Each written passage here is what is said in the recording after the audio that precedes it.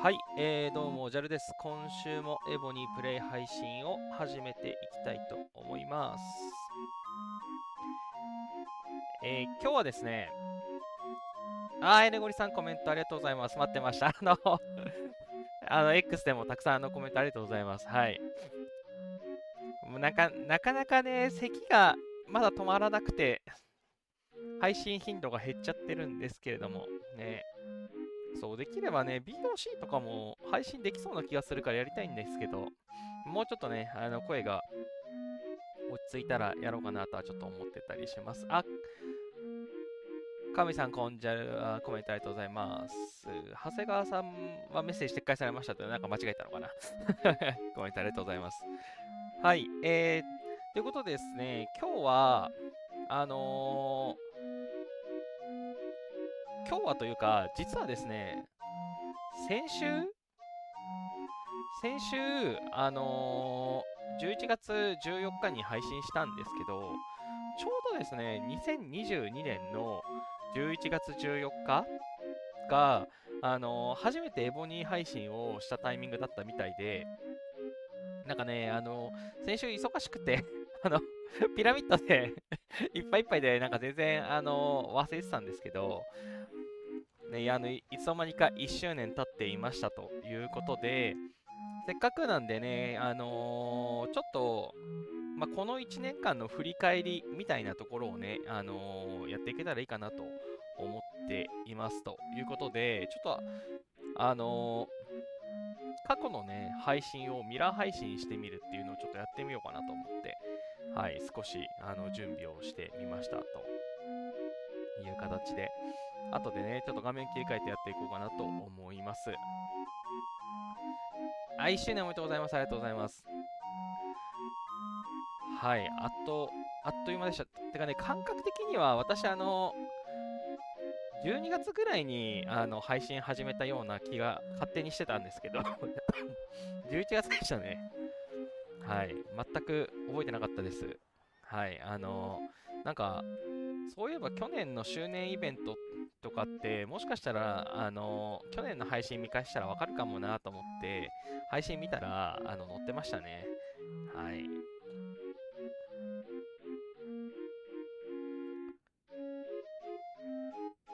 なんか、チャットが切断されました、出た。切断、オッケー、よかった。大丈夫そう。吉田さん、こんにちは。コメントありがとうございます。はい、っていったことで、今日は、一番最初に、去年の、初配信とか、初配信付近のね、振り返りをちょっとしていこうっていうのと、その後にね、今週のイベントの振り返りと今後のプランみたいなところをね、いつも通りやっていこうかなと思います。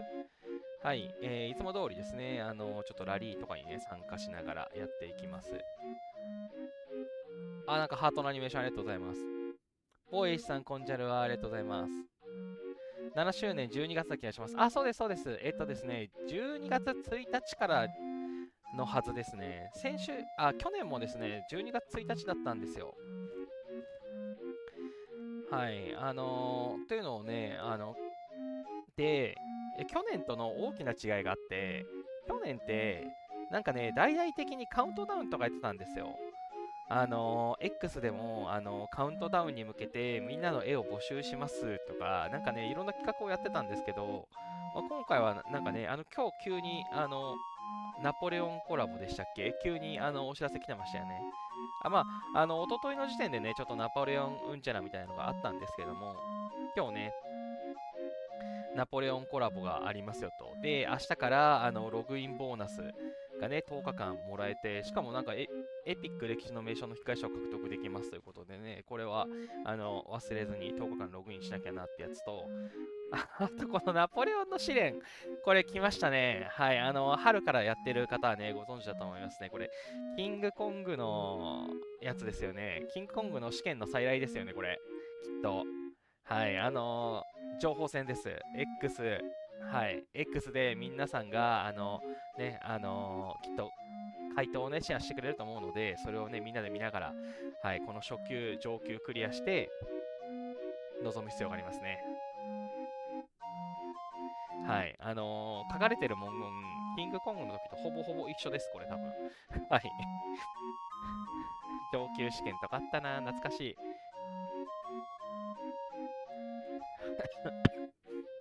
はい、ちょっとね、今日も、咳が、出ながらなので、少しね、お聞き苦しいかもしれませんが、ご容赦くださいっていうところと、あと、一応ね、遅延防止で1分間だけ遅延を入れているので、少し、なんていうか、やり取りにタイムラグが発生するかもしれません。ほい、ということで、じゃあ早速ですね、ちょっと、画面を切り替えようかなと思います。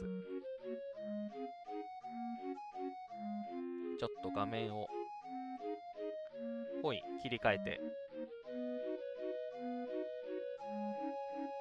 はい、そう、画面を切り替えました。あ、本能寺さんコメントありがとうございます。こんばんは。クイズはネットで調べて正しくてもエボニーと回答が違うのでメンバーが愚痴った記憶あります。キングコングイベントの時そんなことありましたよね。なんだっけな、人間のなんか部位で一番硬いところはどこだみたいな、なんかそうっぽい問題があって、それがね、なんか、調べたものと違って、ってなった覚えが私もあります。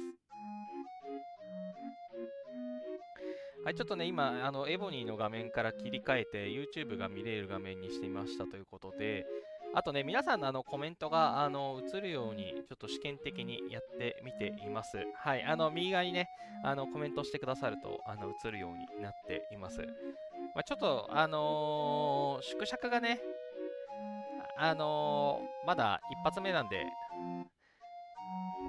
まあ、文字が大きい方が見えやすい気もするけれど、なんか、あんまりコメント入らないから、この辺はね、おいおい調整していこうかなと思います。ということで、今、画面に映してるのは、第1回ですね。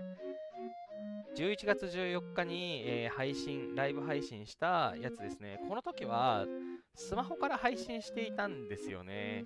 なので、エクスペリアとかめっちゃ製品名出てるんですけど、ちょっとこれ流してみよう。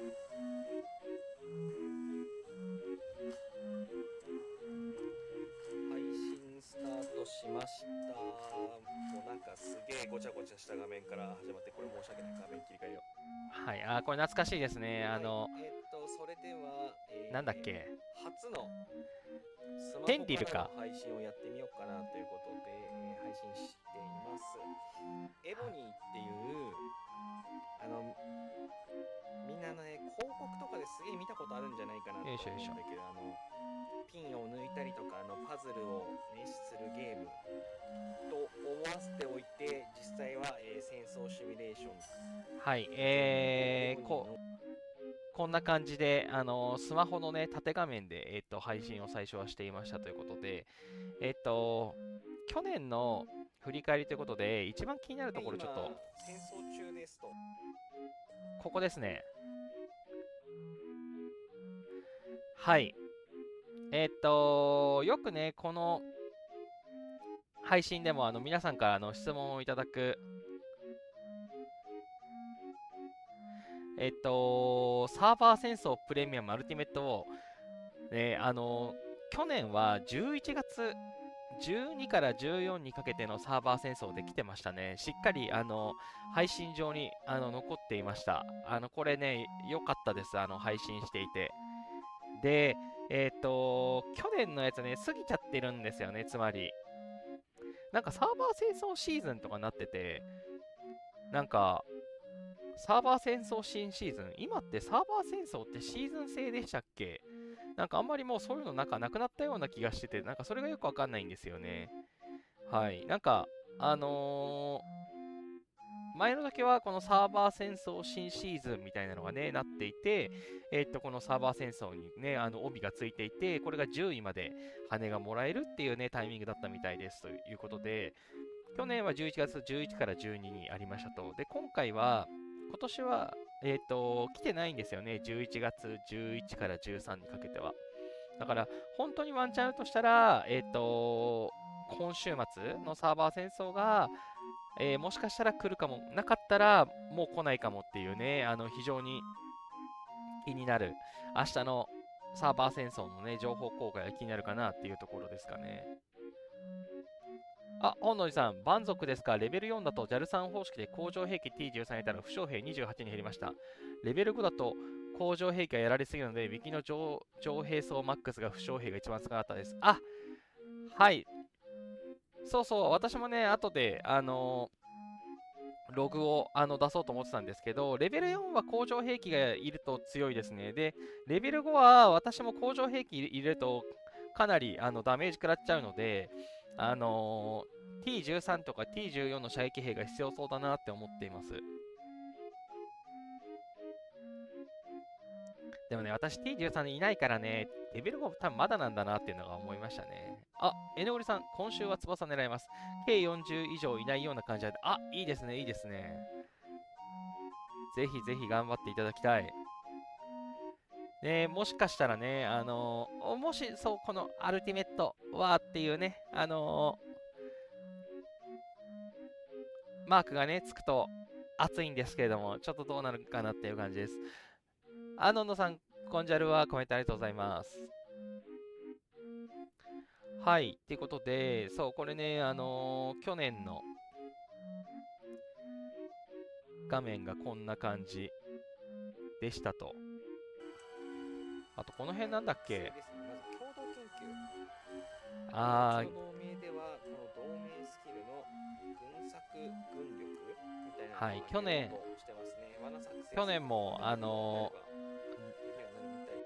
第1回目の配信からですね、お助けに力入れた方がいいよみたいな話をね、していますね。はい。大使館をね、レベル27。この時、第1回目の配信した時、私は、計27でしたね。計27、君主レベル25。で、主な将軍がジョン・ビフォードだったはず。うん。で、あとはね、またお助けのこと言ってるわ。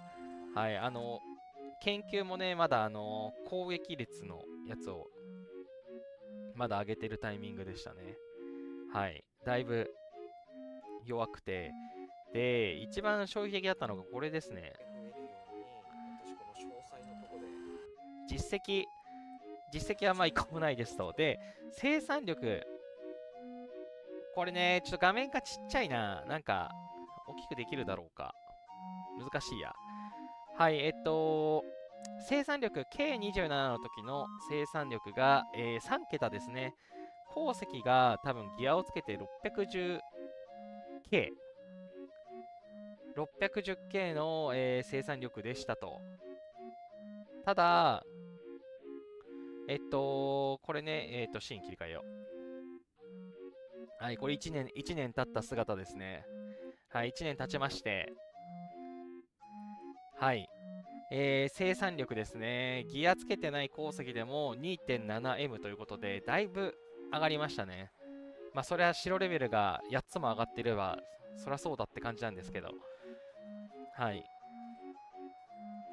しっかり生産施設をね、ガン上げすると、だいぶ時給が上がって、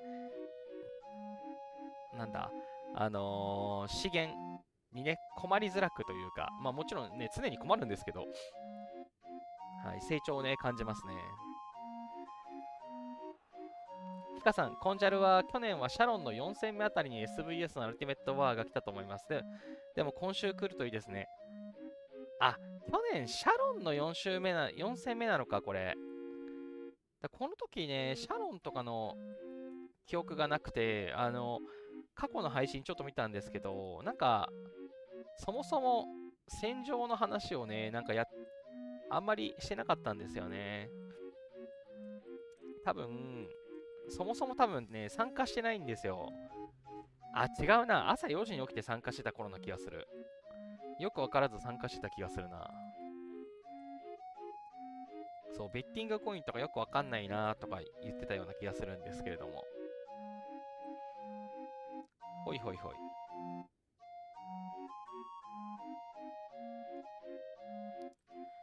ということで、生産力ね、1年でだいぶ上がりましたっていうところと、あとは、K27 に上がったところなので、はい、T11 の騎兵が作れるようになりましたっていうのをね、喜んでいましたね。秋山丸さん、こんばんは、コメントありがとうございます。はい。こんな感じでですね。あ、なんか重要なパートみたいな。こんな風に出るんだ、ウケるな。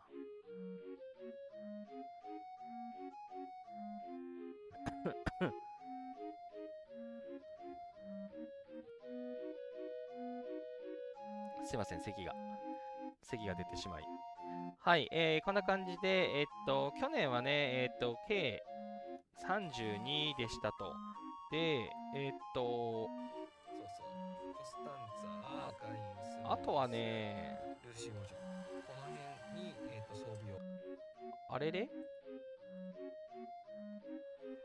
これの6分ぐらいのところに、この中で、あ、これだ。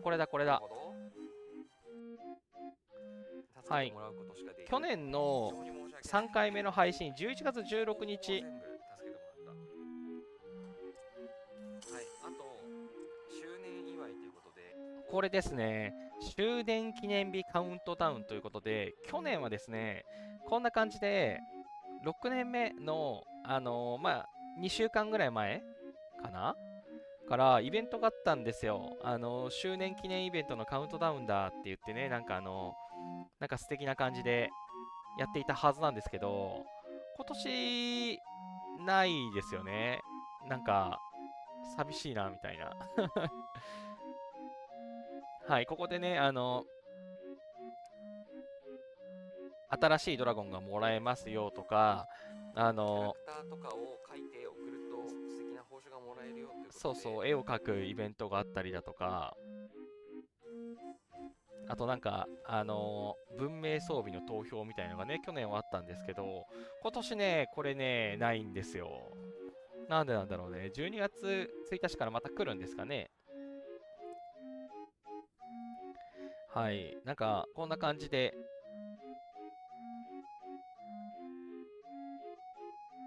去年なら周年イベントがそろそろ来てる頃なんですけど、あれ今回はスルーですかっていう状況になってますというのでね、なんか気になって、あれあとね、なんだっけな、全然倒せなくなって。あとは、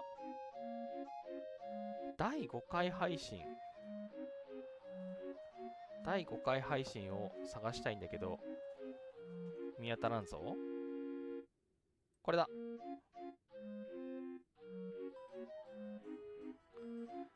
はい、第5回配信。これがね、ちょうど、1年後に近い配信ですかね。今日も、はい。30分間のジェンレベル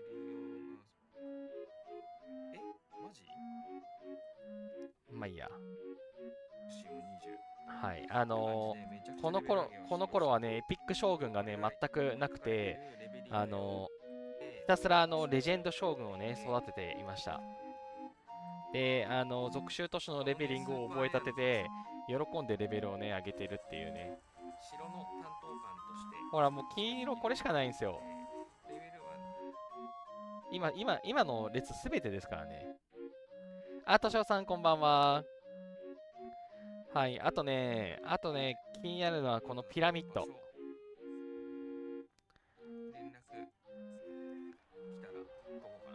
これピラミッド、仕様変更前のピラミッドのはずなんだよな。トレジャーハントやろうかなと思ったんだけど。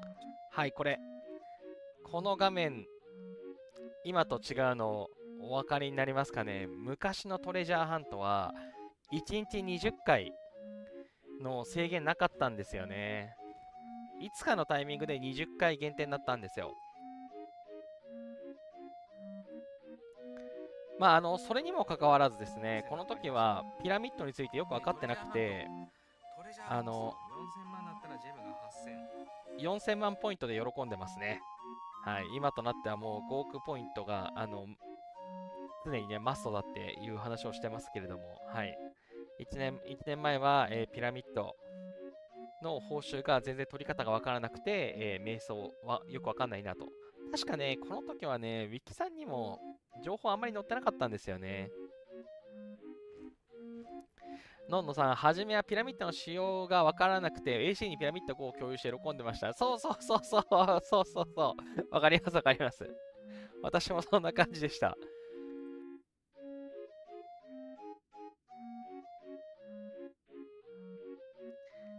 まあなんか最初の頃、この頃は、みんなで入ると、なんか少なくなっちゃうけど、でもなんか回数制限がないから、別にギスギスそんなしなかったんですよね。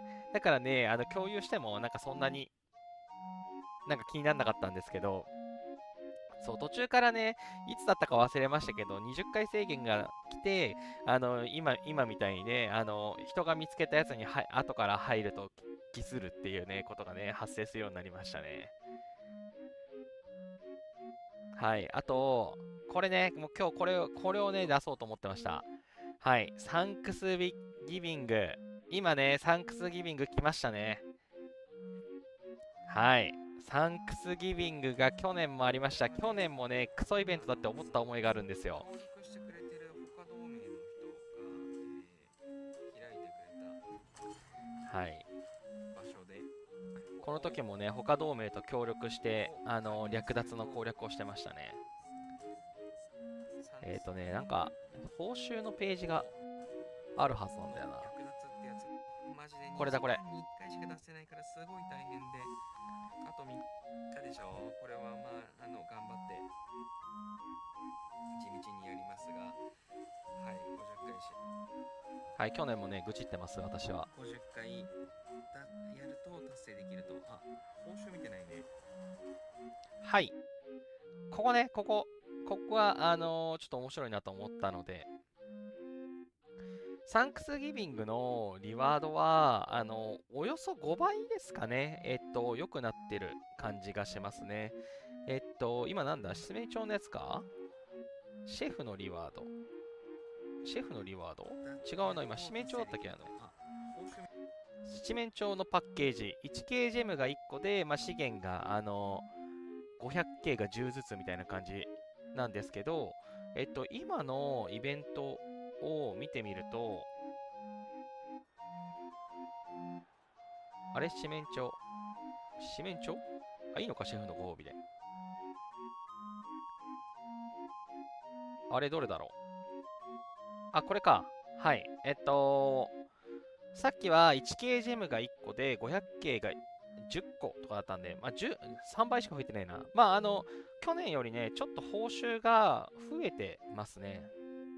はい。なんか、今回見たときに、ノルマあんま変わってない気がするけど、報酬増えてる気がするなとは思ったんですけど、やっぱり、よくよく見ると、報酬がね、リワードがちょっとだけ良くなってますね。ここちょっとはい。グルメ。これね、ここも最大200。これは、ぶっちゃけ自分でサンクスギビング開く。ほいほいほい。一面宝石。ああ、今、せっかくリワードのページ開けたと思ったのに。はい、戻りすぎたんじゃない？ぶっちゃけ自分でサンクスギビング開くのとかをやってたら、まあ、達成するかなっていう感じ。おい、これ、一番最後のね、リワードですね。1K ジェムが2個、で、1M の食料10みたいになってるんですけれども、これが今だと、はい、1K ジェムが10、だから、これも増えてますね。で、1M の食料が25ということで、ノルマはね、200個とか、まあ、変わってないんですけれども、一応ね、去年よりはマシになってると。去年ね、本当にサンクスギビングの宴、割に合わなくて、なんかすげえ、めんどくせえなって思いながらやった覚えがあるんですけど、今年はね、まあ、今年も、相変わらずめんどくさいんですけど、少しだけ、マシになってる気がします。はい。ということで、そう、サンクスギビングの話がしたくてね、ちょうどいいやと思って、去年の振り返りをしました。はい、サンクスギビングって今年は、11月23なので、あさってかな、感謝祭っていうね、はい、イベントがあるらしいんですけども、まあ、それにあったイベントで、これね、なんだっけな、運営公式のね、煽りがおもろかったんですけど、なんか、感謝祭という素敵な日を盛り上げましょうみたいな、確かね、ポストされてたんですよ。でもさ、この勇気の証、さ、略奪しろって書いてあるんだぜ。サンクスギビングの宴を略奪できますみたいな。世界観よ。これ、これひどいよな。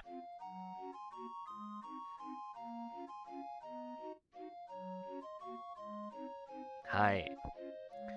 ということで、まあ、流れで、サンクスギビングのね、宴、今回、なんか一番特殊なやつ、1年に1回、多分ね、今年も、去年もあって、今年もあったということで、来年もあると思いますので、ね、始めたばっかりの方ももしかしたらいらっしゃるかもしれないので、はい、サンクスギビングの宴は、まずはね、1個目のこのターキーパッケージっていうやつは、この500個ね、500匹、アングリーバードっていうね、謎のモンスターが、世界に溢れているんですよ。なんかね、怒ってるらしいんですけど、戦力激低なんで、めちゃ、すぐ、倒せるんですけど、いない、見当たらない。あんなにいるのに、大体ね、蛮族の攻略をやってる時に周りにいるんで、そういう時にね、ついでに狩るのがおすすめなんですけども、嘘、いないよ、鳥ちゃん。いつもあんなにすぐ見つかるのに、どうしたの？狩られちゃったの？いた。アングリーターキーだ。はい、アングリーターキー。はい。戦力128ということでね、瞬殺ですね。この、鳥を倒すと、まあ、なんかパンプキン、クランベリー、七面鳥、さつまいも、七面鳥、えぐい。はい、まあ、この辺のね、アイテムをどれかしらを落としますと。という、このアングリーターキーを、500匹倒しましょうと。はい、1回倒すのに、スタミナ5必要なので、2500スタミナ、無駄にします。はい、2500をスタミナを無駄にして、ゲットするのが、1K ジェム。5000ジェムと、あとはまあ資源とかですね。スピードアップもね、30分間スピードアップ300とかじゃなくて、もうちょっといいのにしてくれって感じがしますが、はい、2500のスタミナで、まあこれをゲットできますよと。で、さらにですね、さっきの4種類の食材を、一気に消費して、このシェフのご褒美っていうね、さっきあったんですけど、このサンクスギビングの宴っていう、この遺跡と同じ仕組みになってるんですけど、遺跡をね、召喚することができますと。で、この遺跡をね、召喚すればするほど、このカウントが溜まってって、私はね、今17回開いてますね。これを50回開くと、このリワードがもらえますよとなってます。これはね、素晴らしいですね。賢者の石が3000点に入ります。この賢者の石3000が欲しいがために、ターキーを借ります。はい。これね、これもうとっても重要です。賢者の石は、いくつあっても構いません。はい。で、続いて、勇気の証。これがえぐい。これが、このね、自分で開いたところ、遺跡と一緒、もう本当に遺跡と同じ考え方です。まず遺跡を開いたら自分が入らないと、自分しか開けることができなくて、最初に自分が入る必要があります。で、その後はね、同盟の味方も入れるんですけど、他の人が開いた遺跡に後から入ることが可能なんですよ。まあなんか適当にね、この辺とかに、4393、はい、知り合いの同盟さん、はい、こういったところに、別の方がね、出した同盟とかあるんですけど、ここにもね、はい、遺跡と同じですね、偵察、攻撃みたいにできるんですよね。攻撃するとね、トラブルの元なので、絶対にやっちゃいけないんですけれども、友好同盟さんとは、わざと近くに行って開き合うみたいなことをして、例えばね、はい、このアカウントは確か誰かさんのサブアカかなんかのはずで、他の同盟にいるんで、近くでここでね、開けてくれて、ここで参加させてもらうっていう感じで、わざわざね、戦争する必要はないので、仲いいね、同盟の人と協力して、開き合うことで、このパーティーハンターっていうのをね、クリアすると、良いかなという感じですと。ということで、はい、別の同盟が開けたところに入っていきましょうと。で、これがね、えぐくてね、自分で開けるのは50でいいのに、人のところには100回奪えって書いてあるんですよね。はい、なかなかえぐい仕様でございます。で、こちらね、合計ジェムが5つということで、25000ジェム手に入るということで、はい。敵を倒せば、敵を倒すかもしれない。敵とトラブルになるかもしれないけど報酬が多いよということで、はい。戦争をね、煽ってるイベントでございます。はい。感謝祭とは一体。さて、で、最後、グルメメダルですね。これの説明の前に、この、ここ私入っちゃったっけ？あ、まだ入ってないや。この遺跡に入るときには、兵1で OK です。そういうところか将軍もいらないです。兵1でもいいんで、出すと、行軍が走って、15分間ですね。もう固定です。15分間探検する必要があります。兵1匹で、強さ関係ないです。兵1匹で、15分間滞在すると、アイテムがもらえますと。で、過去にもらったやつ、あるね、あるね。はい。このレベル1、レベル1からレベル3の宴のね、違いがよくわかんないです。けど、まあ、宴に入ると、私の知ってる範囲で4種類のアイテムが手に入ります。この赤枠のアイテム、さつまいも、七面鳥、クランベリー、パンプキン。これは4つで1セットで宴を開くためのもの。で、この金色のさつまいもブレッド、七面鳥ロースト、クランベリージャム、パンプキンパイ。まあ、これらをね、調理した後のやつ、なぜかレアリティが下がって金になってる気がする。あ、オレンジ金だから上がってんのか。はい、まあ、このね、金色のやつは、アイテムボックスになってますね、実際は。はい。で、このアイテムボックスが、宴をね、攻略するともらえる仕組みになっていて、このアイテムを開く個数をカウントしてます。あ、はい、さっき私がね、出したやつ。遺跡と似たような感じで、はい、この遺跡に入っている人がいるとね、こんな感じでパーティーが開かれるようなね、演出になってるので、このパーティーが開かれてないところだったのを野良で、なんか安全そうなとこは、まあ、15分間ね、探検で潜るっていうのもありなのかなと思いつつ、トラブルね、ならないように、で、なっても問題がないように、兵1で行くことをね、おすすめします。ドロップ可能なアイテムってちゃんと出てますね。で、サンクスギビングの宴の、はい、グルメメダル今私200分の2ってなってるんですけど、これで、なんか適当にアイテムを3つ開いてみよう。はい、さつまいもブレッド1、クランベリージャム1、パンプキンパイ1、で、今3回開きましたと。この金色のアイテムを3回開くと、これがさっき200分の2だったのが200分の5になりますという感じで、まあ大体ね、遺跡に1回入ると1個アイテムが出る感じなので、まあ、遺跡に200回潜れよって書いてあります、実質。なので、15分間、かける200を無駄にします。はい。結構な要求です。はい。まあ、報酬がね、昨年よりは良くなってるんですよ。これを200個開くだけで、まあまあな資源とジェムがもらえるんで、まあ悪くはないんですけど、去年に比べたら悪くないです。去年はね、本当にクソでした。これ5分の1だった約。はい。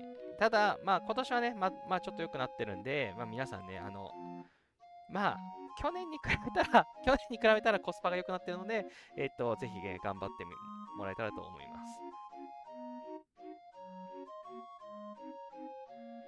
はい、ということで、すいません、キリがいいところまで喋って全然コメント見てなかったわ。ほいほいほい。で、戻っていくと、満足やりながら七面鳥を買って前をこなすというハードスケジュール、おまけにデルフォイはエラーが出たという仕様なので大変です。ねえ、本能にさ、そうですよね。私も満足やって近くにいる鳥を買って、15分とか25分もぐる間に、パーティーをね、開いて入るみたいなね、なんか今週はね、すごく大変ですよね。ヒカさん、こんなに前から配信されたなんて知らなかったです。いや、そうなんですよ。いや、私もあんまり覚えてなかったんですけど、いつの間にかね、1周年経ってました。はい、本当に全く気づいてなかった。まあ、エボニーの配信したのがね、1周年ですけど、他のね、ゲームでの配信はもう、もっと前からやってたんで、なんか、あんまり、そう、時間のね、感覚がね、ない感じでしたね。アーティストさん、こんばんは。コメントありがとうございます。で、本能寺さん、うちのサーバーだとパーティーハンターのリワードを提案すると攻撃されたとかで揉めそうなのでスルーしてますね。平一でいいのですが。いや、そうなんですよ。だから、これね、もう本当に、仲がいい友好同盟と、クリアし合うじゃないと、成立しないと思います。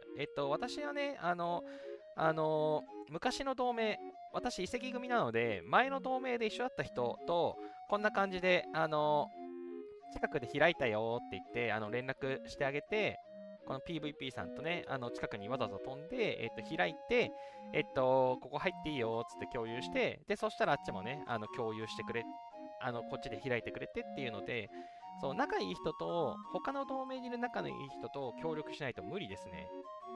で、それをやったところで、ですね、100大変なんですよ、マジで。ほんとね、ほんとね、ふざけてる。このね、100って回数がね、マジでえぐい。15分拘束されるし。マジでね、はい、去年もクソイベントだなと思って、今年も仕様あんま変わんなかったのかと残念に思ってます。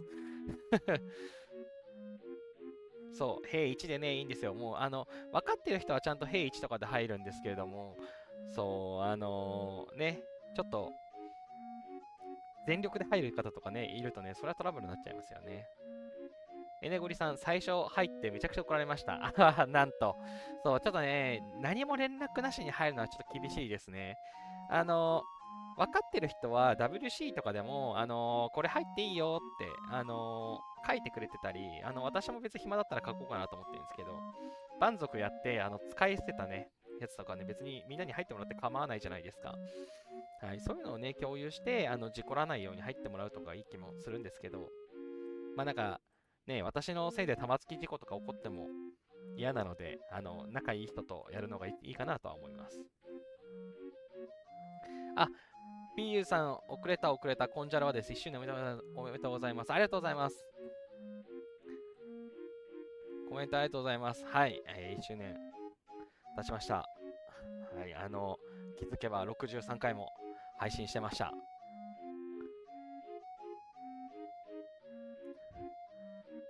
ヒカさんは、私より前から JAL さんの配信見ておられたから、初めの方から翔さんだと思ってました。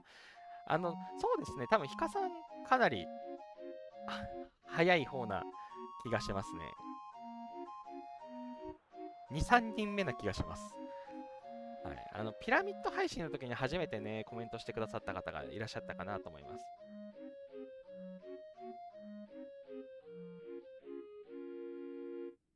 イッシャン、サーバーのちょっと浮いてる人、Let's have one 戻ってこい。どういうことだ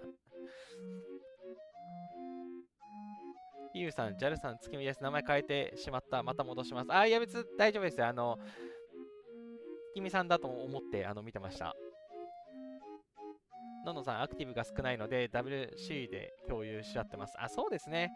アクティブなね、人が少ないって、確かに、のんのさん前も言ってましたね。ゴーストサーバーチックな話をなんか言ってたような気がするんで、はい。そういう場合はね、そう、WC でやってもらった方が、そう、誰かしらがね、やってくれるんで。よいしょよいしょ。まあ、ガムイさん、宴、あまりのめんどくささで完全スルーしてます。はい、気持ちはわかります。クソめんどくさいです。はい。ちょっと申し訳ない、もうね、本当に表現が申し訳ないけど、クソめんどくさいです。マジで。去年もね、本当に嫌な思いをした覚えがある。のんのさん、前回の SBS、ついに参加が11人でした。おお、それはそれは。はい、参加したら確実にランキングに乗るということで、ランキングリワードがもらえるということで、ある意味ある意味美味しいということで。マジっすか。そんなことが。はい。あ、ヒドラ。ヒドラはね、ヒドラはありますよ。君主レベルをね、上げたくて。いや、スタミナが減ってきたな。そう、アングリーバードでね、スタミナめっちゃ無駄にするんですよ。マジでね、本当に、本当に嫌なイベントなんだよな。まあ、リワードはね、去年よりマシになってるからね。っていうのと、私、10B を達成、資源の消費、10B を達成するために、あとね、3B ぐらいね、稼がなきゃいけなくて、それもあってね、なんとか全部取ってやろうと思って。確かね、去年はね、これ全部達成できなかったんですよ。えーっと、略奪かな、この勇気の証が去年はできなかったですね。やっぱこれが一番難しいです。それ以外は個人の努力で頑張れる範囲なんですけれども、この勇気の証だけはね、なかなかその100回行かなきゃいけないっていうのがね、めちゃくちゃしんどいので、はい、これはね、本当に難しいと思います。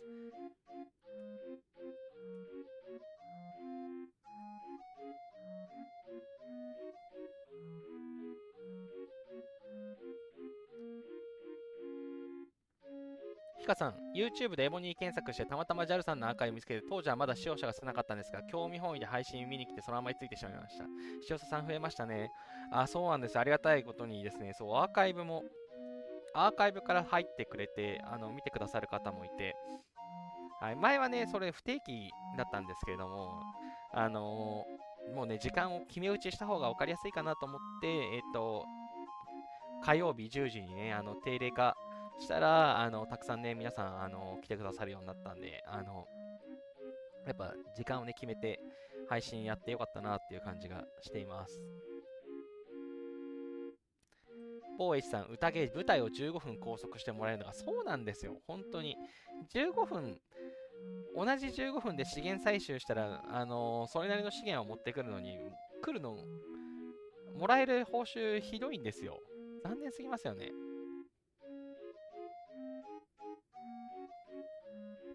本能寺さん、コンスタンティノーブルやカタラヌムとか名称変更されるのはまたいろいろありそうですね。エボニー的に収益上がらなくて焦ってるのかな。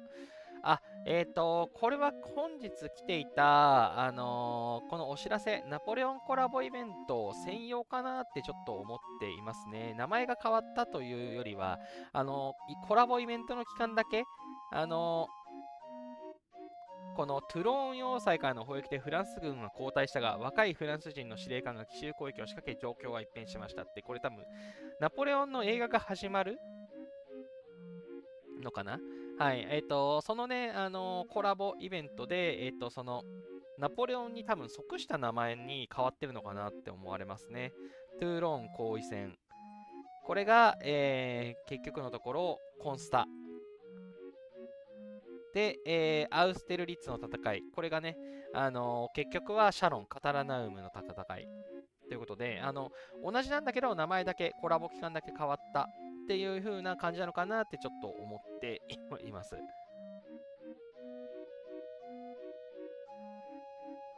はい、ね、ここの、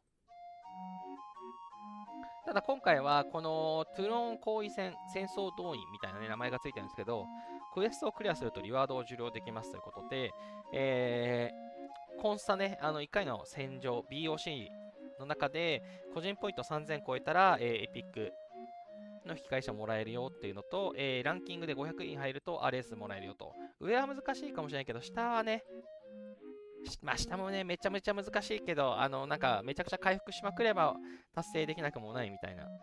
私も運良い時は3000近く行くんでね、ちょっと狙いたいなって思ってますね。はい、ここね、なんかパッと見怖い画面なんですけれども、戦場へってやると、はい、いつものね、BOC の画面に行きます。まあ、シーズン71ってなってるんでね、本当にコンスタの、仕様のまんまで名前だけ変わりましたという理解で合ってると思います。このね、トゥローン後位戦が、こっからね、4回ですね。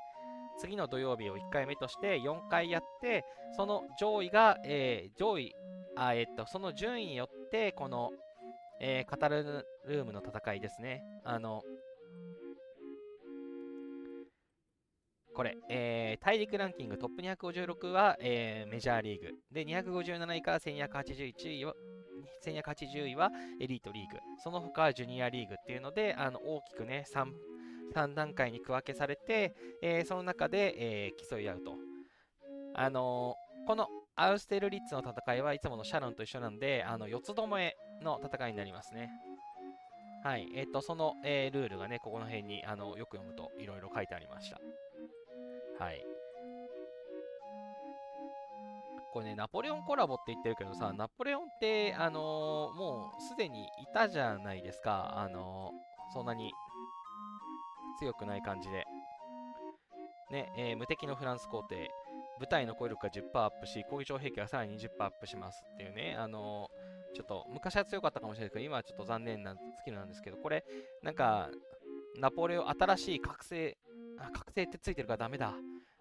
なんちゃらナポレオンって出るんですかね。キングコラボイベントの時には、ね、将軍が出たじゃないですか。ほいほいほい。キングコングイベントの時には、そう、メイソン・ウェイバーとか、ジェームズ・コンラッドみたいな感じで出てきたんで、なんか専用のね、映画のナポレオンのやつなんか出るんですかね。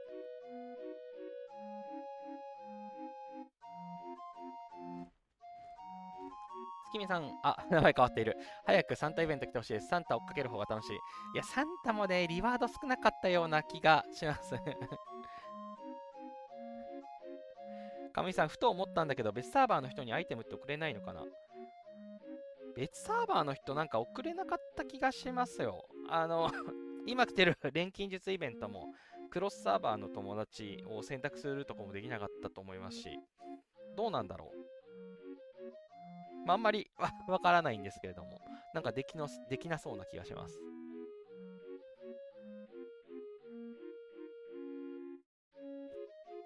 ちょうどいいや、この画面を開いたので、これ皆さん気づきましたかね。新しい人2人増えてるんですよ。このフレイヤっていう人と、イーデンっていう人。これね、パッと見きっと、12周年イベント。これね、また運営やってんですよね。運営、なんかよく、名称図鑑で先に、おもらしをするんですけれども、はい、おそらく12周年記念イベント、もしくはなんかサンタとかのイベントで、出てくる新しい将軍かなと思ってます。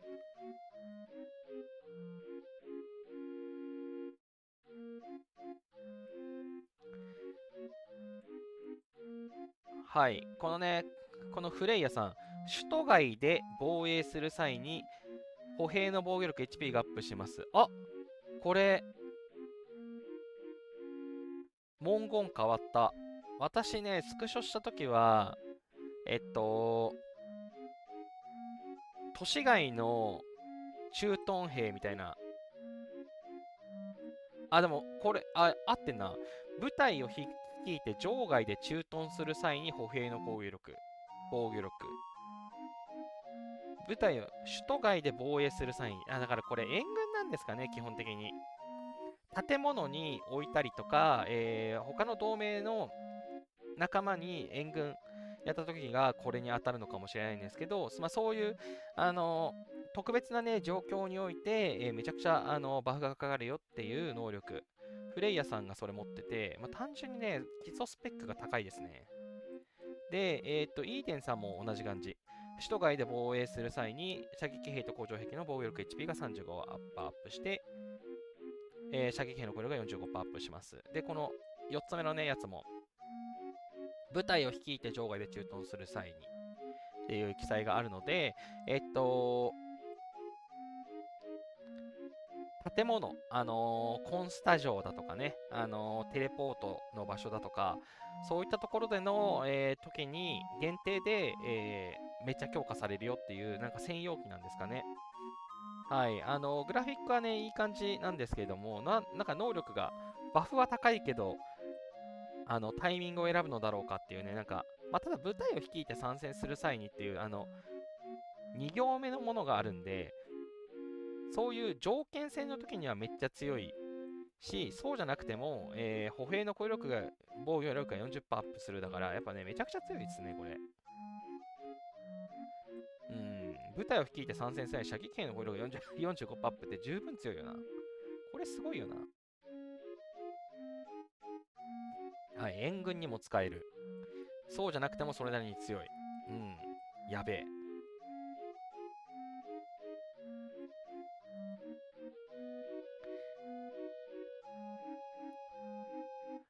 月見さんとひかさん、コメントありがとうございます。はい、そうですね、月見さんとひかさんを、ね、結構初期の頃から見てくださって、そう、たくさんコメントしてくださって、日々のイベント忘れがちな私には細かく教えてくださるジャルさんの配信ありがたかったです。今でもありがとうございます。はい、私もね、忘れちゃうんで、自分のためにもね、喋ってますね。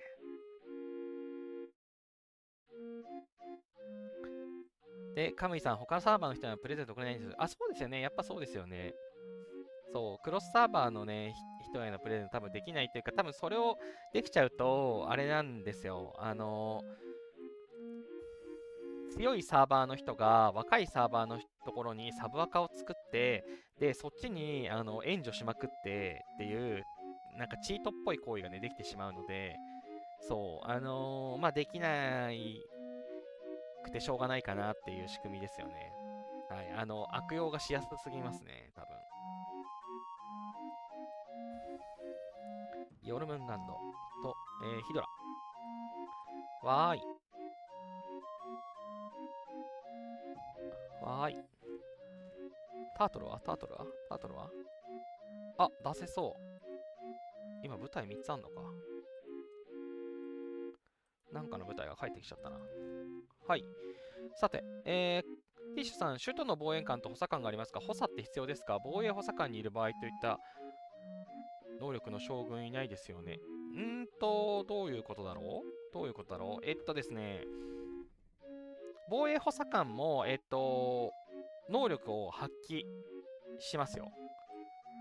なので、このね、パラメータ、今、シャザルさんの、統率力、攻撃力っていうところがね、グレーアウトされているんですけど、そう、こっちのね、パラメータは参照しないんですけど、このスキル、こっちはね、ちゃんと効果がありますと。で、効果が発動するので、ちゃんと防衛官にも補佐官はつけた方がいいです。ただ、組み合わせによって、スキルを発動しない場合が存在するので、それは気をつけなきゃいけないですと。シャジャル今外して大丈夫だよな。はい、このね、シャジャルが効いてること、シャジャルがね、一番わかりやすいんです。シャジャルって、こいつつけてると生産速度が100%アップするし、同時に、食料維持費が200%アップしますと。で、これ何言ってるかっていうと、この、軍を維持するために消耗する食料の減少量。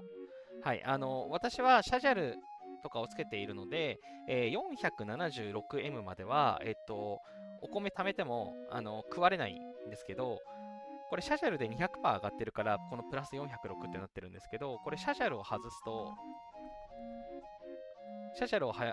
もうすぐに即時反映ですね。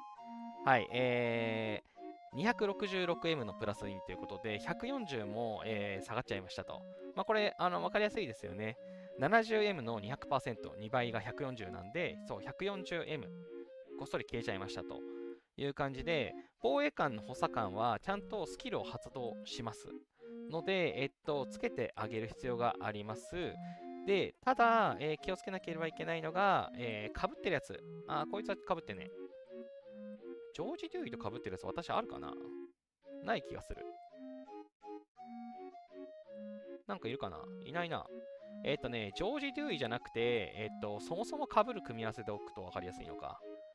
例えば、被る組み合わせ今あるかな？ない気がしてきた。ちょっと待ってくださいね。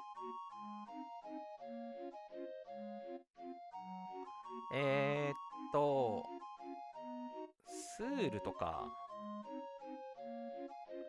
いや、スールとは被らなそうだな。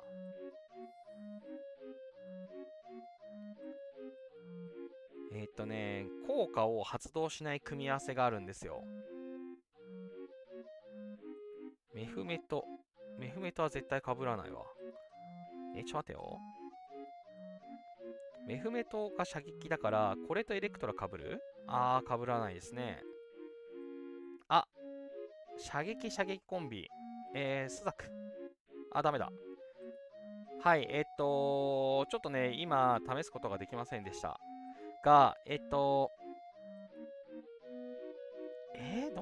の組み合わせがいけっかな。で、私多分星つけてないからね、いかないんだよな。まあ、いっか。はい、私は、戦争の時には、ジョージ・デューイとブーディカの、組み合わせにしてます。補佐官のスキル、しっかり、機能します。これがね、かぶっちゃって機能しない時って、色消えるんですよ。思い出した。メイソン・ウェーバーでいいじゃん。はい、メイソン・ウェーバー今ね、つけてみたんですけど、この、工場兵器攻撃力、射程ボーナス、このね、ジョージ・デューイと全く同じスキルがついてるんですよ。これはスキルが同じだから使えませんよってグレーアウトします。で、たまにこの一番左のね、メインスキルが競合する場合もあって、その場合はグレーアウトします。で、このグレーアウトしてるときは効かないんですけど、さっきの全くね、その方向性の違うブーディカちゃんみたいなね、やつであればちゃんと機能するんで、しっかりね、8つ分のスキルが、効果を発揮します。はい、ただね、この赤星私ついてるんですけど、ブーディカの赤星はね、効かないです。ここね、一番左見てもらうと分かるんですけど、ジョージ・デューイはピカピカ光って赤いスターがこうついてるけど、ブーディカ女王も赤星あるのについてないじゃないですか、こっちに。こんな感じで、赤星分のね、の効果を発揮してませんと。ただ、特性はちゃんと効果を発揮してるので、こうやって今緑でね、光ってます。はい、こんな感じで、補佐官は、意味があります。っていうのが、回答ですかね。はい。ただ、その、補佐官専用ですよっていう、将軍いますかっていうのがいるかっていう話だったらいないですね。見たことがないかなって感じ。本能寺さん、オールスター見る限り皇軍バフがインフレしてるので、援軍で防衛させようという運営の思惑ですかね。ルックスがタイプなので良いですが。そう。なんというか、パ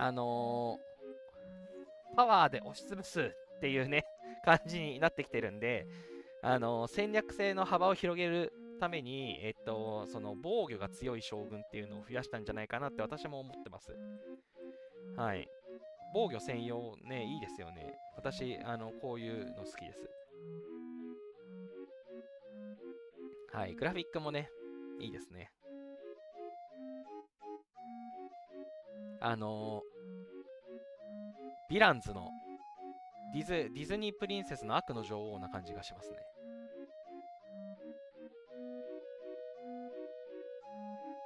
のんのさん、ドミトリーだけ増援って表記ですけど、攻撃位置と何か違うんですかね。ドミトリーは確か英語で読むと防御するときだけみたいな、なんかそういうディフェンス、エボニーあるあるの表記揺れで、単純に防衛のときだけだと思います。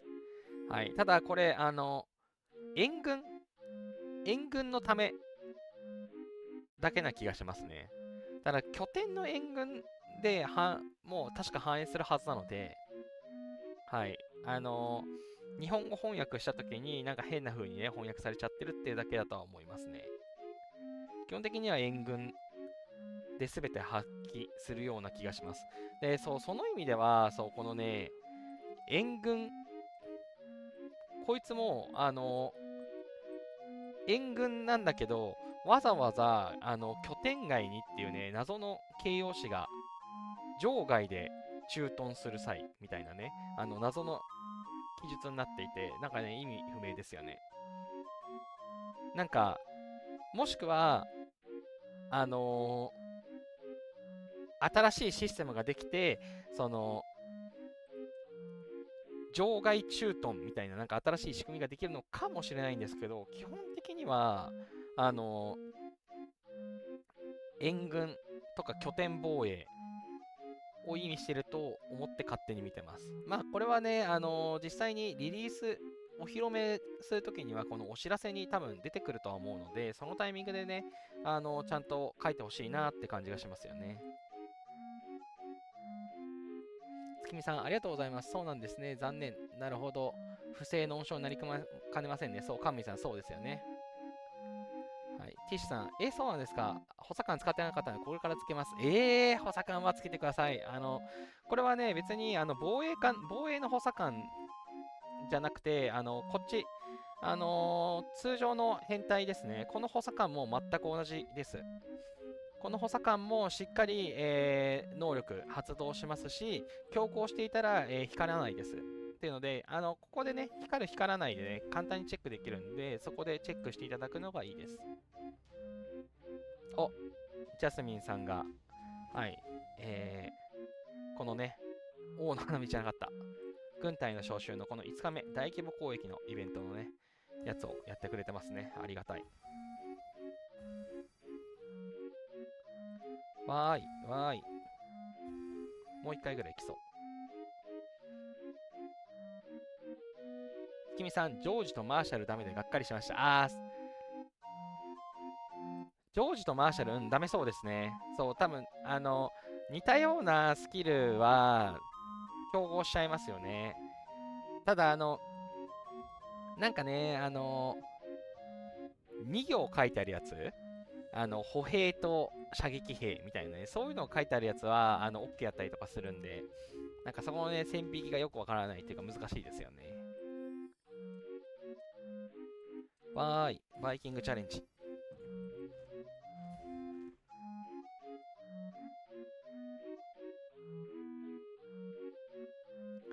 はい、そんなところで。ちょうどさっき変態のところを見たんで。はい。私はね、バーブ用に、この変態を今、固定で使っています。エレクトラ、メイソン、ウェイバー。で、基本的にはね、10。なんか多分、兵数が足らなくて、数がおかしい。けれども、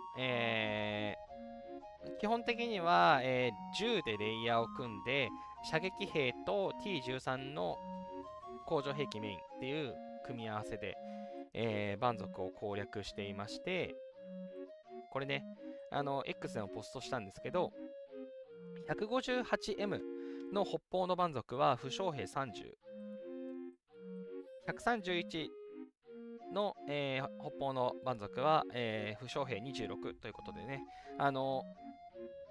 めちゃくちゃ負傷が少なく、倒せるようになりました。はい。完全爆発モード入りましたね。はい、蛮族はね、もうほんとこれが楽しい。はい、これができるようになったのは、部隊定員、計35にして、部隊定員がね、計35にしたことと、担当官をつけて、部隊定員がね、めちゃくちゃ跳ね上がったことと、あとね、戦勝記念塔をね、立てることができたので、はい、またね、よいしょ。エレクトラさんがね、強くなりました。6.7M まで行きましたね。はい、あと装備もアップグレードしました。帝王の弓、帝王のヘルメット。ですね。はい。6.7M まで行ったので、やっとね、将軍ランキング、ほい、96位に乗ることができましたね。はい。無課金でも、ここまで来たぜということで、はい。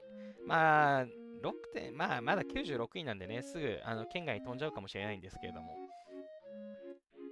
戦勝記念塔の、能力で、将軍の基本能力がアップ 1% ってなってるんですけど、これね、これ見てもらうとわかるんですけど、1041の 8% ではなくて、強化前の数値、この844、825、これの 1% アップでしたね。はい。もう1000に対する 1% でプラス10とかになるかなって思ってたんですけど、ちょっと違ったのは残念なんですけれども、戦勝記念塔をね、どんどん上げると、このパーセントって結構えぐく効いてくると思うので、ぜひレベル2に上げたいですね。はい。レベル2は、5.8M 以上の将軍を同時に6体所有ということね、これね、もうバカかと。難しすぎるだろうという、ちょっとえぐい条件ですけれども、はい。エレクトラさんね、その戦勝記念塔の、バフもついて、だいぶね、パラメーターが上がりましたと。本能さん、無課金だとメインが赤を上げやすい将軍で補佐官がレア将軍の構成になりますね。そうなんですよ。だから、私もうセットはもう結構もう決まっていて、射撃兵はそうエレクトラで、補佐官はプレミアム将軍。こっちもそうですね、工場兵器構成の場合にはメイソン・ウィーバーもプレミアム将軍。で、おっと、工場兵器は、エドワード・ティーチ。これはね、プレミアムで出やすいやつ。プレミアムエピック将軍の書で出やすいやつなんで、こいつを使って、ジョン・チャーチルはね、出にくいプレミアム将軍なんで使ってやろうとしていて、あと歩兵についてもね、メインとしては赤スターにしやすいスールトを育てる予定です。だからスキルとかはもうね、充実してあって、スールトを育てて、補佐官にはね、なんかラッキーで引けたリクソンを使おうかなと。リクソンね、マジ強いですよね。はい、パラメーターの上がり方、ぶっ壊れだと思います。はい。同じようにね、騎兵は井伊直政を、メインで使って、補佐官としてはポリギナスを使うっていうね、基本的にはそう、メイン将軍は、スターを上げやすいもの。で、補佐官はプレミアム将軍ってやると、すごく、強くしやすいのかなと思ってます。ランキング入ってるんですか？すごい。そうなんです。今週ね、ランキング入ることができました。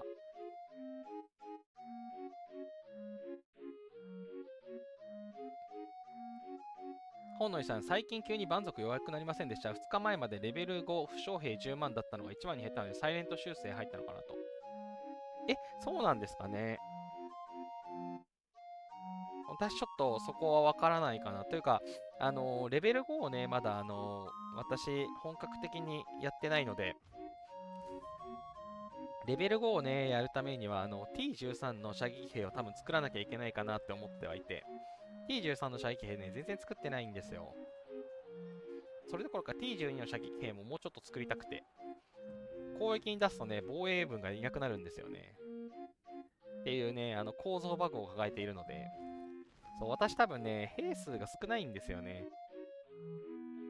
はい、今ちょっとずつ上げてるところで、全然足りてないので、そう、T13 の工場壁もね、まだね、54万しかなくて、石が建設で使うんだもんな。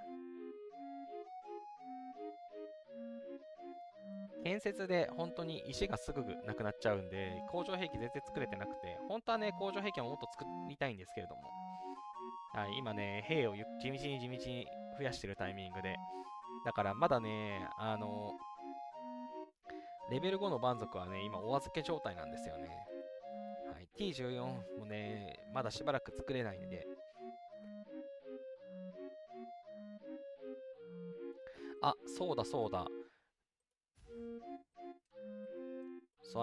あとちょっとで、私、君主レベル上がりそうなんですよ。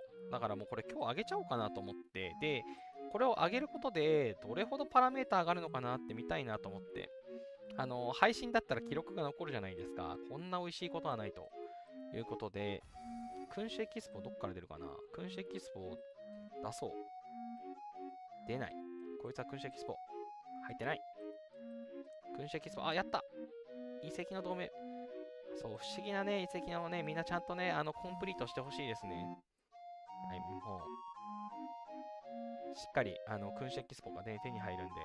この辺も君主エキスポ出んのかな。これね、このアイテムね、しょぼいんですよね。これは素材か。素材はまあ、許す。なんじゃこの30分スピードアップって。ひどすぎる。はい、ろくな報酬がありませんでした。やっぱヒドラよね。ヒドラは君主エキスポがね、めちゃくちゃ出るので、非常に良いボスですと。はい、こんなところで、ちょっと待ってくださいね。このね、地道な出撃もね、君主エキスポにつながってくるので、君主エキスポガチ勢としては、出さないと。はい。では、まずやるべきことは、祭祀。はい。貢ぎ物が私199溜まってるので、これを一気にガンと使います。GO！ さあ、これで、99.55。あと88万。さあ、じゃあこれを使っていこう。はい。あとは69万。69万、じゃあ全部ぶっ破ですね。69万ってことは、まず10。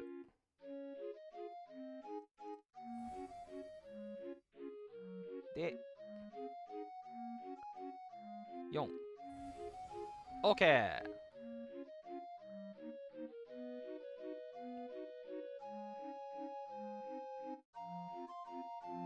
わーい、君主レベルが上がりました。ってことで、レベル37になりましたね。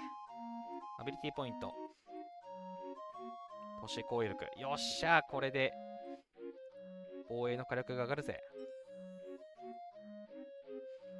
さあ、ここでやりたいことはですね、どれほど強くなるのか。なんだクレイジーエッグ、忘れないでやろう。わーい。あれちょっと待ってよ。そもそも、軍隊招集は後でいいや。これさ、次はなんか合計君主エキスポめっちゃ手に入ったぞ。なにまあ、いっか。うわー、あと2億3000万だって。君主レベル上げるの大変すぎるな。はい。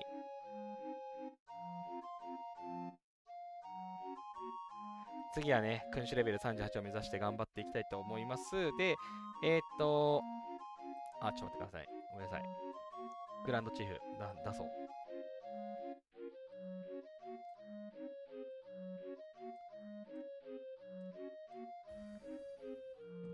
はい、OK。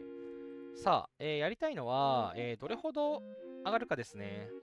あ、カエサルは、そもそも、エキスポマックスじゃないや。ジョージ・デューイ。はい、ジョージ・デューイが今、戦力 4.586。で、パラメーターが、1400いってるのが統率だけ。さあ、ここで、100エキスポ。レベル37。あら、戦力そんな上がってない。あ、でも、防御力、攻撃力、政治力、結構上がりましたね。攻撃力が1400乗ったわ。よし。さあ、大事なエレクトラ。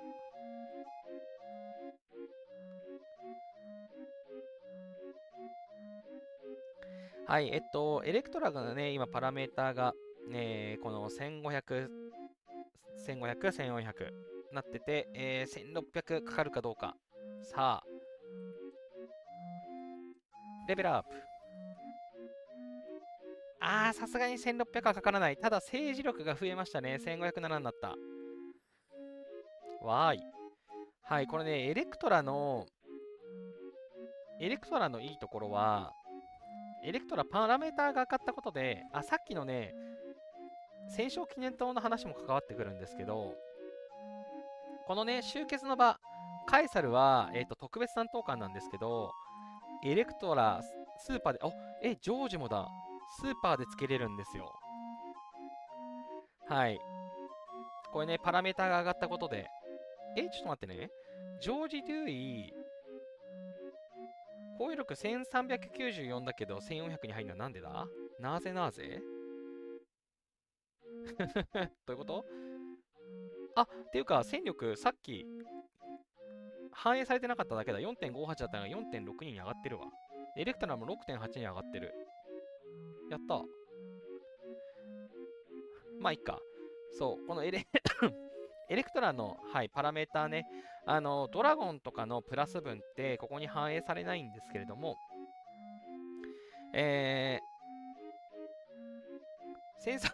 戦勝記念塔の、プラス分は強化と同じくくりなので、こっちにちゃんと反映されますね。はい、ということで、私、スーパー担当官をね、つけられるようになりましたということで、必要に応じてね、エレクトラでスーパー担当官でつけるっていうのをね、やっていこうかなって思ってますというのと、あとは、なんだっけ、何を話そうとしたっけ、忘れちゃった。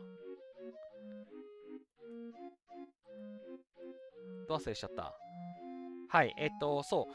この他のやつのパラメーターも、戦勝記念塔によって、スーパー担当官としてね、上げられる可能性が、できてきたので、そう、戦勝記念塔はね、偉大ですね、これ。ちなみに、戦勝記念塔面白くて、戦勝記念塔を上げたら、99% の、プレイヤーより、先に進んでますみたいなね、謎のアナウンスが出てきました。おもろかったです。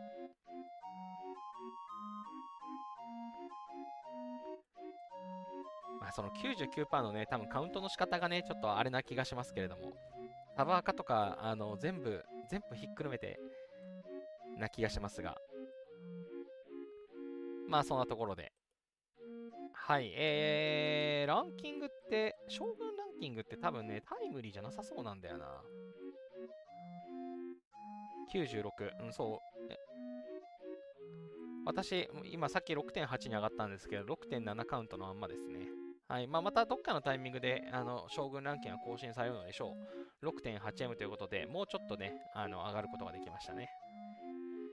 はい。ということで、この戦勝記念塔のレベルアップ要件 5.8M 以上の将軍を同時に6体所有が多分めちゃくちゃ大変なんですけれども、まあ、これをクリアするためにも、やっぱりこの君主レベルを上げて、38とかね、39になったら、これ目指せるんじゃないかなと思っていまして、はい、37にするのもかなり大変だったんですけれども、38、まあきっと5ヶ月ぐらいかかるかな、どうだろうな。はい、引き続きね、これ頑張っていきたいと思います。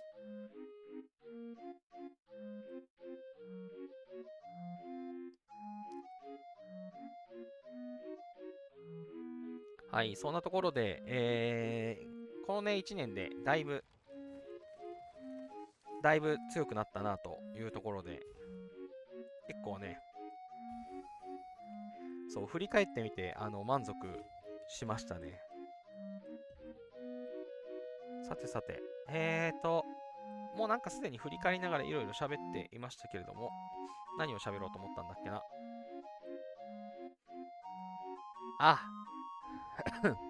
これだ。デルフォイの信託だ。デルフォイの信託ね、こいつ、なぜか、先週木曜日にね、急に、出てきたんですよ。で、金曜日に消えたんですよ。っていうね、謎のムーブをかましてたんですけれども、昨日かな、月曜日にね、復活してよかったですね。はい。なんか、バグで消えたのか、バグで先に出たのかよくわからないんですけれども、はい、X の方で、なんか、課金して半分までやった方がいて、すごくかわいそうみたいな話をね、伺ったんですけれども、はい、ちゃんとね、復活してよかったです。私も30コイン集めてて、配信で引こうと思って貯めてたんですけど、やべえ、残っちまったぜって思ってたんですけどね、ちゃんと弾けてよかったどころか、補填かな。ほい、これ、デルフォイの信託イベント。問題を修正しましたということで、はい、100個ね、くれました。珍しくね、優しいムーブでしたね、運営。はい、ということで、100溜まってるんでね、引いていこうかなと思います。こいつ欲しいんだよな。10回ウィッシング。はい、当然引かない。てか、君主エキスポここで出るじゃん。まあでも別にね、ジェム、激得イベントでジェムの消費還元中で、私100万消費を目指してるんでね、別にジェムを利用することは問題なかったので OK です。むしろ今後もね、ジェムで採取して、名声を増やしつつ、君主エキスポも増やしつつっていうのをね、多分今後もやっていくので。はい、デルフォイの信託ね、いつも通り、毎日ね、30個手に入ります。モンスター討伐で20個。資源採取で10個。ということで、しっかり回収していきましょうっていうのとね、引いた後、この、信託ショップで交換もできるようになってるので、これもね、忘れずに交換しましょうっていうところかな。このイベントはね、残らない系なので、しっかりね、使い切らないともったいないやつです。で、錬金術ショップね、これいつも通り、最近の流行りですね、来ましたね。はい、なるべくね、高いところに売りつけるということで。はい、私はもう今日全部売っちゃったかな。はい、これはね、いかに自分の買収価格が60出るかですよね。60出て、自分のとこに売ってもらったりとかしないとなかなかコイン稼げないので、ね、たくさんコインを稼げたらね、この、ダブル属性エンブレム次戦宝箱、これをね、ゲットしたいんですけれども、なかなかうまくはいかないですね。はい、あとは輝かしい装いということで、はい、オデッセイ・ライモンド。ライモンドさんね、おじさんだったはずなのに、これなんか若返りすぎなのはどういうことなんですかね。意味不明ですよね。このおじさん、こうなるの、ありえなくない？意味不明じゃないこれ。何これ何これ何これ。はい、まあいいや。私どっちみちもったいあまり関係ないんで。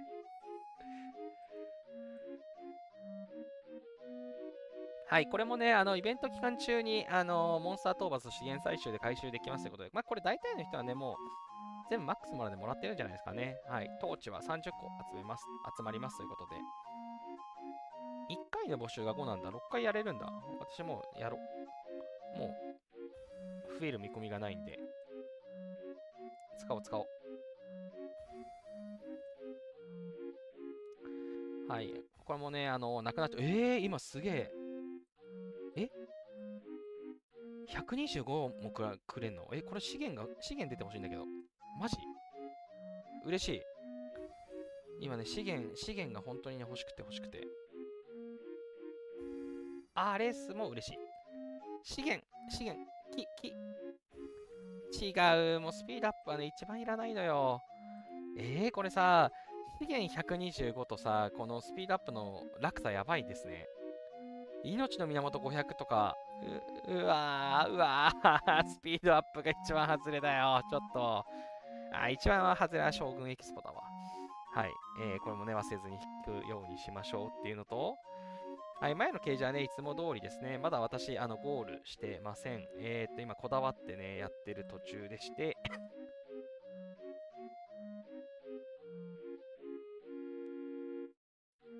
今、私は、ステージ10まで来ています。エピックバフとしてね、今、ちょっといい感じですね。獅子早々がまだ1しかないけれども、生存の規則と戦場病院、あと豊かな食料が豊かな食料はね、取るまでやめないんで。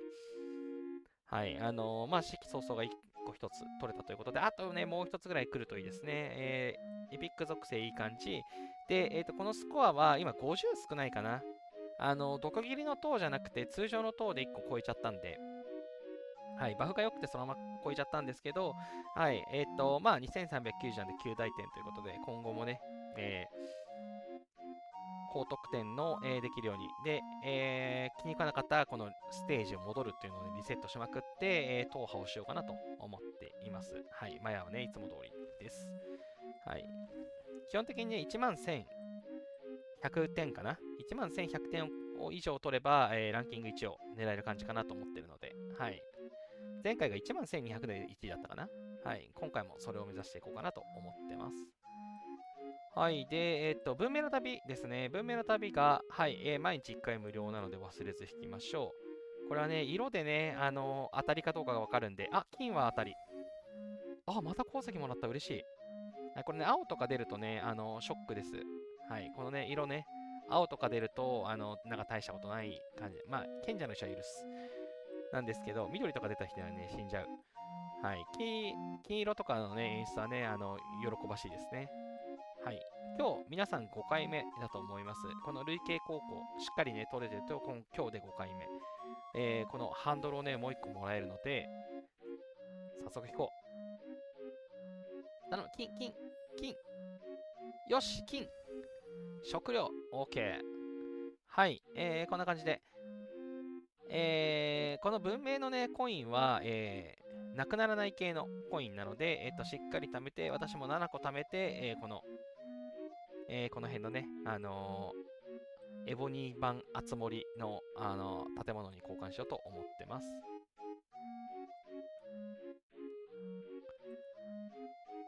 続いてのイベント。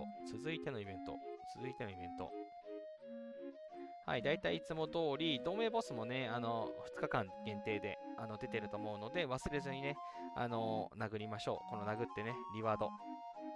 お、わーい。今週は、うちはレベル1のボスが出ているので、この同盟リワードが多分全部もらえそうですね。はい、個人リワードが美味しいので、しっかり個人リワードを殴りましょう。はい、スタミナさえ払えばね、しっかり殴れるやつなので、殴り忘れないように気をつけてください。そんなところかな、こっちのイベントは。はい、今週末ね、サーバー戦争があります。はい、今回、私たち、うちのサーバーの、お相手さんが、かなり若いサーバー、1421となっていますと。で、かなり若いサーバーっぽいですけれども、これね、もうほんとね、もう課金してる方たちはね、すごいなって思いますよね。もう、はい、もう友達に入れてあります。はい。レベルね、38の方がね、はい、普通にいらっしゃって。あとはレベル39の方もね、いらっしゃいますね。はい。意味がわからないですね。はい。みんなね、強すぎると思う。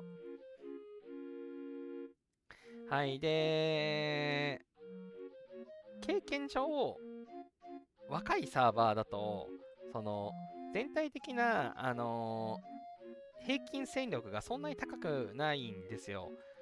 だから、バブル落ちとかをしてて狙おうとしても、そんなに、稼げない、そもそも戦力が少ないとポイントって稼げないので、かといって、強い人はね、ここにもいたレベル 38A。強い人は普通にいるというね、なかなか難しい感じなんですけど、これレベル36。レベル36ならまだ頑張れる気がする。レベル30なら。はい。はい。最近のサーバーはね、もう尖って強い人普通にいらっしゃるのでね、すごいですよね。はい。なかなか大変そうなんですけど、まあ、とはいえね、そろそろ、命の源も集まってきたので、翼獲得目指してね、頑張っていきたいかなと思います。はい。これ増援そろそろ戻そう。で、探検もそろそろ戻そう。はい。蛮族をね、してから寝ようかなと思っているので。ただね、このベヒーモスをね、殴っとかないといけないんですよ。正確には通常ボスをたくさん殴っておきたい。はい。通常ボスをたくさん殴っておきたい理由は、はい、今週もね、来てますね。この、ライチョウの場所。はい、真珠スケールが、今回も、集めることができますということで、ゴジラコラボ来なかっったですね。ゴジラコラボ来てくれるかなと思ってたんだけど、ちょっとね、非常に残念。まあまあ、新しいね、真珠が増えないのはね、個人的にはウェルカムなので、しっかりスケールを貯めて、この品質を上げるね、この辺のアイテムと、後ほど交換していこうかなって思っているところですが、まあ今はね、ちょっとね、とりあえず400以上ストックして、新しい真珠がもし増えた時にすぐにね、対応できるようにね、取っとこうかなと思っています。はい、流れでこっちに行こう。激特イベント、基地の旅が来てますね。これもいつも通りの、回収方法になっています。資源採集のね、塾は結構大変なので、結構頑張らないと集まらないんですけど、まあ無理に集めなくても、しっかり、モンハンでね、40ずつ毎日稼ぐと、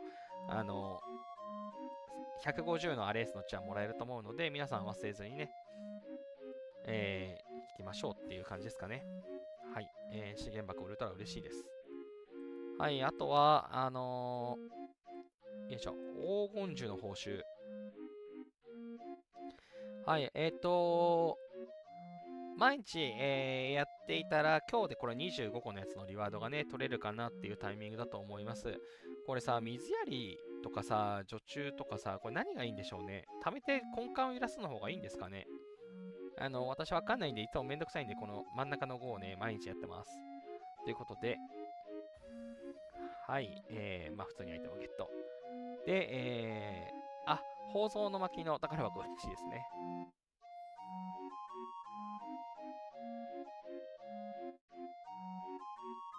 としおさん、サーバー1421、2回ぐらい前の SBS で戦いました。負けました。あ、なんと。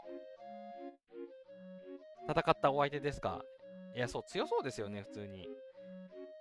レベル39って多分私勝てないんだよな。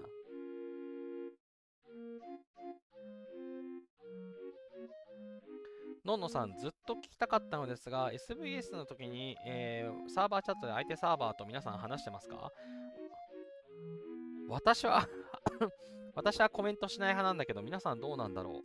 他の方どうですかね。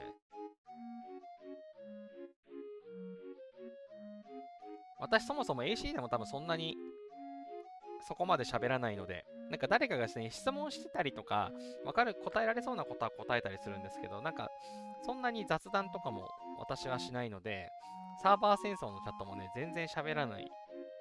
なんか、大体煽り合いが多いような気がして、私、基本する派なんですけど、どうなんですかね皆さん、コメントするようなものなのかな。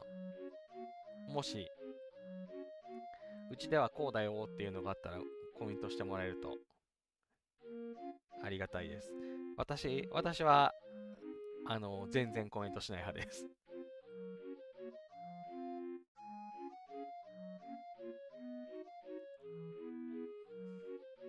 大体ね、大体、煽り合いをよく見る気がする。さてさて。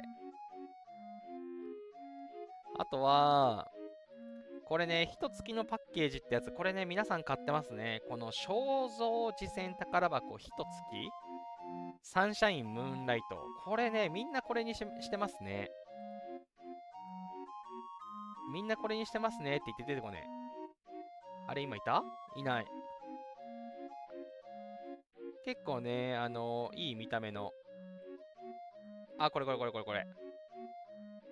あ、はい。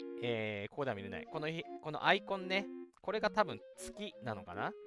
はい、なんか男性と女性のアイコンなんですけど、この女性のね、月のアイコンにしてる人がめちゃくちゃ増えましたね。どこで買うんだみたいなのを AC で話をしてってみたんですけど、この一月のパッケージのこの肖像次戦宝箱一月。はい、ここからね、選べるみたいで、はい、皆さんこれをね、結構、買ってるみたいですね。BOC で当たった相手の人もね、これをね、買ってましたね。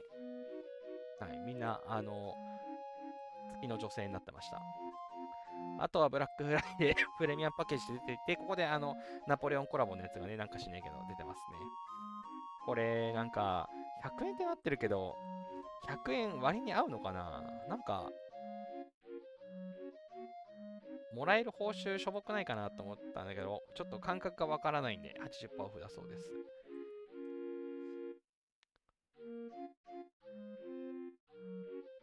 あとは製造達人がね、今回来ていて、私はもうそんなに作るのがないので、もう、8つの属性都市すべてアケメネス装備セットが揃ったので、あとはアップグレードとか足らない装備をちょっとずつ作るかなぐらいで、ランキングは今のところ、まあ、24位ですと。で、ただね、交換美味しいんで、もうちょっと合成するかどうしようかなって思ってます。ルーンがね、今ちょっと欲しいのと、この巻物もね、今のうちに集めておきたいなって思っていて。はい、これはね、どうしようかなってちょっと悩んでます。今週のね、金曜日からは、装備の強化のやつが来ますんで、はい、強化の予定がある方はね、ジェムを貯めといた方がいいですね。はい、私も50万ジェムは強化に使おうかなって思ってます。はい、その他のところは、まあ、いつも通りかな、消費還元イベントですね。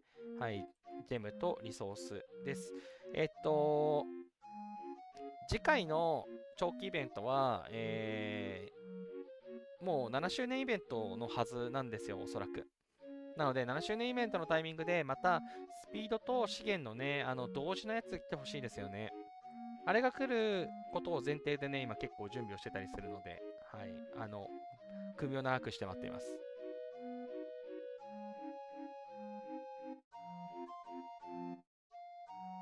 のんのさん、うちのサーバーはほとんど無言なので、ほぼ相手サーバー同士が話してます。人が少ないから人が少ないのもありますよね、それきっとうん、そういうのもある気がする。なんか、うちのサーバーもそれに近い気がします。なんか大体強い人ほど寡黙なイメージがあります本能寺さん、自分も R4 なのにトラブルが起こると解決を求めるのでスルー派ですね。サブアカないし保証のしようがない。そう、なんかね、面倒がことが起こって、なんか目についても困るから、ちょっとね、潜伏ムーブをあの、WC とかではね、なんかあんまり、イルスモードになっちゃいますね。名刺用動画展はね、いつも通り、期間中もらえるやつなので、あんまり特筆すべきことはなさそうですね。たまる系のアイテムは素晴らしいと思います。で、文明の夜景。今回も、一番最後で、戦場の達人特製のかけらもらえるんですよ。前よりもね、重要度が上がってるので、しっかり、クリアをね、目指しましょうというところなんですけど、これね、すごく大変です。特に大変なのはこの同盟の、闇市で200個購入する。これね、本当にひどいと思います。はい、まあ、王の花道の5日目も、100個買えってやつのがあるので、まあ、それとね、合わせて達成するっていう、進め方がね、いいのかなと思います。はい。大使のね、ところも戦力を 70M 点増やすとかもね、通常は難しいんですけど、BOC、BOG で回復するやつもこれにカウントされるので、はい、見た目よりはね、難しくないかなというところです。まあ、戦場に参加することが前提なので、はい、しっかり戦場にね、参加、時間帯が難しい方はちょっと厳しいかもしれないですが、参加できそうな方は参加していただくといいのかなっていう感じがしますね。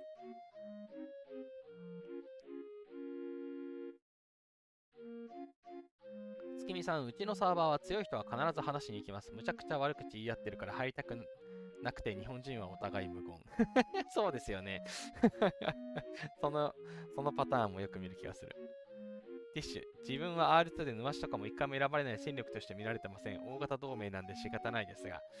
それはね、もうアクティブで挽回するしかないですね。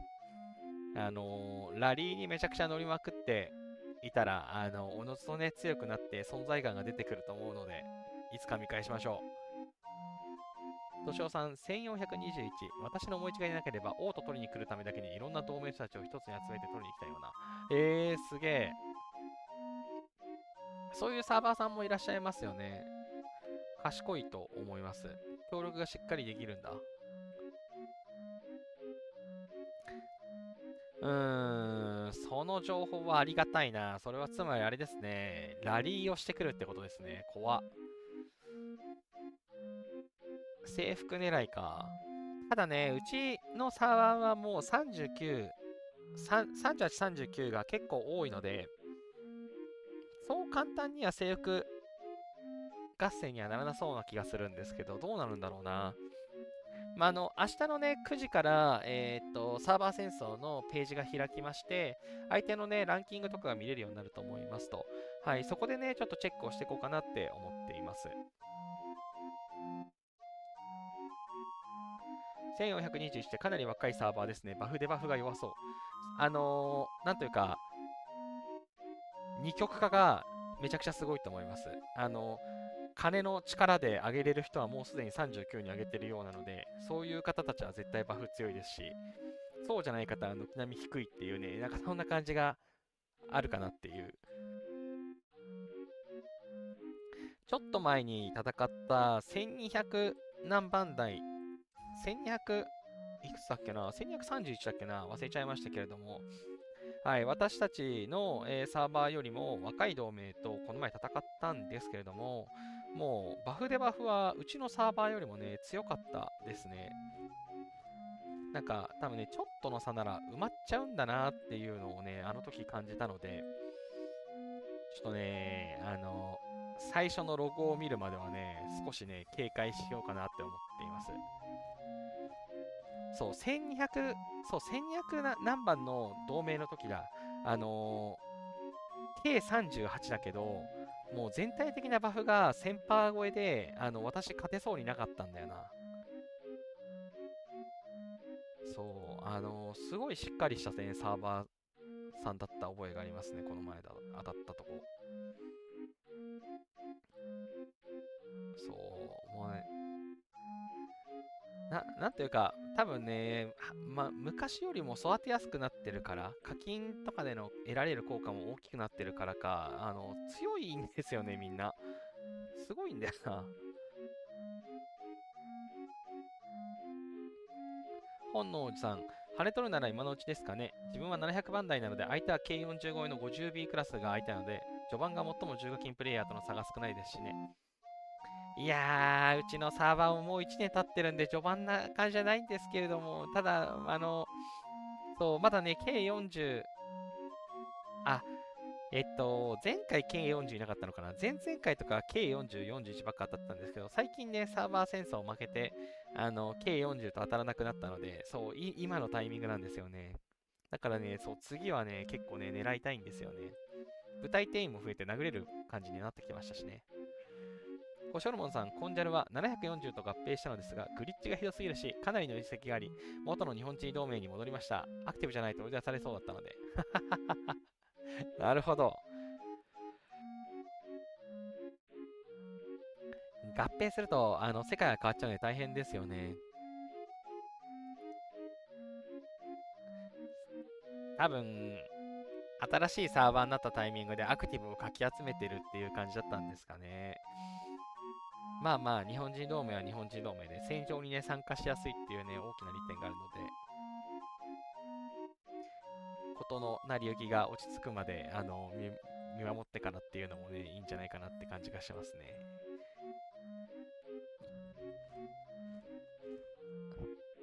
ほい。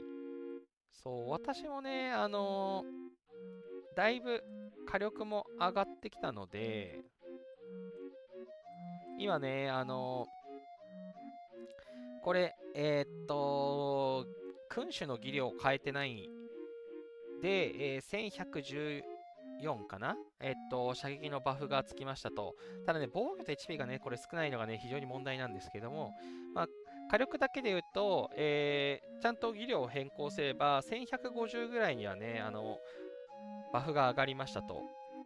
で、今ちょっと考えてるのが、サーバー戦争に向けて病院を挙げて、なんていうか、命の源の消費を下げるか、それとも精霊の部屋を上げることで、この元老院に、この総督として射撃を、アンロックするか。で、今ちょっと悩んでいますと。で、やっぱね、防御とかのバフが欲しいので、建設、王の対決建設が来たら、ちょっとこの精霊の部屋を上げて、さらにこの行政庁も上げて、射撃兵をね、より強くしようかなと思っています。っていうのと合わせて、このね、この美術品の、この勝利の女神、これをね、アンロックしたいんですよ。これね、射撃兵の攻撃防御 HP が上がるっていうね、この美術品が私もアンロックできてなくて。で、解放条件、絶対君主が必要ですよ。絶対君主、絶対君主、絶対君主。来ました。生体号さん。はい。この方をね、なんとか引きたいですね。この方を引けばね、レベルの条件はもう満たしてるのでということで、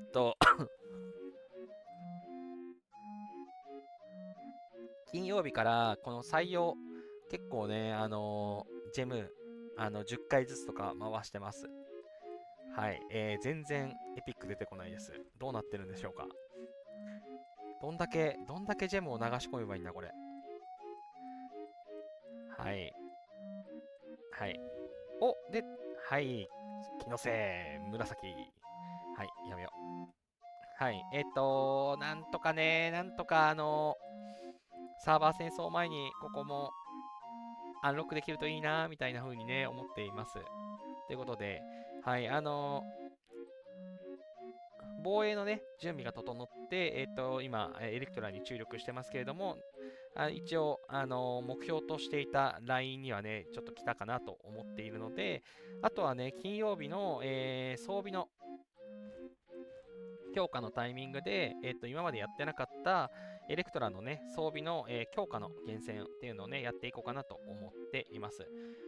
まあ、火力よりもね、防御を先に上げないといけないかなと思っているので、この辺のね、強化をね、力入れていこうかなって思ってます。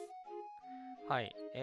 そう、伸びしろがね、大量にあるので、もうちょい強くできるかなって思ってます。はい。T 巡用は、また今度。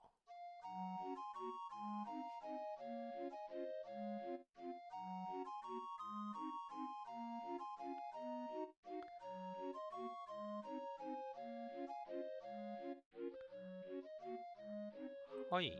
そんな感じですかね。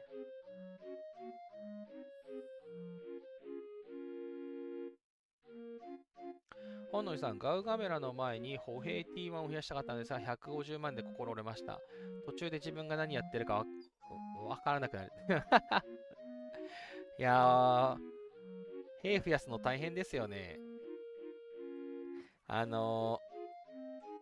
当官をね、特別にするとだいぶ楽になりましたけど、スーパーでつけられるとより楽になりそうなので、一気に3万ずつぐらいとか作れるのかな多分。はい。私が今、2万4000、2万、エンブレムをね、変えると、私今2万6000ずつ、たくさん T1 作れるんで、スーパー担当官をつけることができれば多分もっと上がるんだろうなとは思ってるんですけれども。スーパー、あ、エレクトロつけれんじゃん。いや、ちょっとね、これね、つけるとね、ノブゴロドの装備付け替えがめんどくさいか、まあ、いっか。多分3万ちょいずつぐらい作れると思うんで、担当官をね、つけて楽に T1 を増やすのをね、やりたいなって思っていますが、歩兵の T1 を作られるんですね。もしかしていろんな T1 をコンプですかね。めちゃくちゃ大変そう。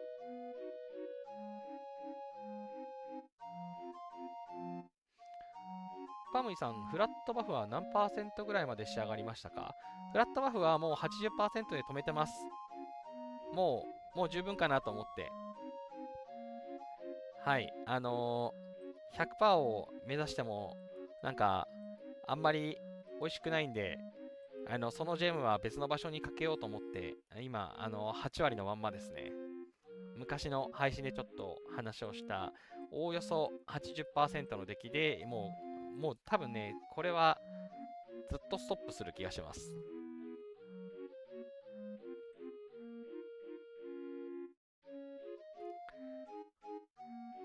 もうすでに、戦場とかでもですね、結構、防衛が、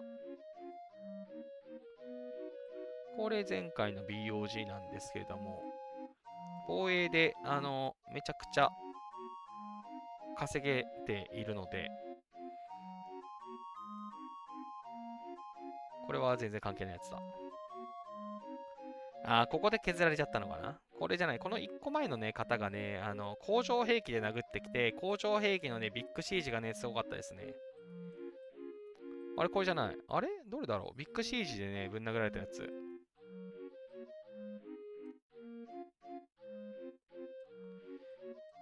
これだ。これレイヤーが少なかったのが助かるんですけど、これで工場兵器ごっそり持ってかれちゃったんだよな。はい。まあ80%のフラットバフで、まあ十分戦果出てるからいいかなと思って、今は、通常のね、別の場所にジェムをね、利用している感じになってますね。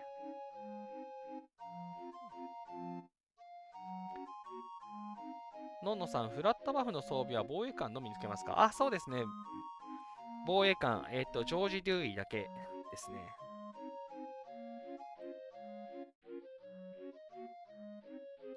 はい、フラットバフが一番有効なのは、その、少ないティアの兵士ですね。ちょっと待ってくださいね。はい、このジョージ・デューイが、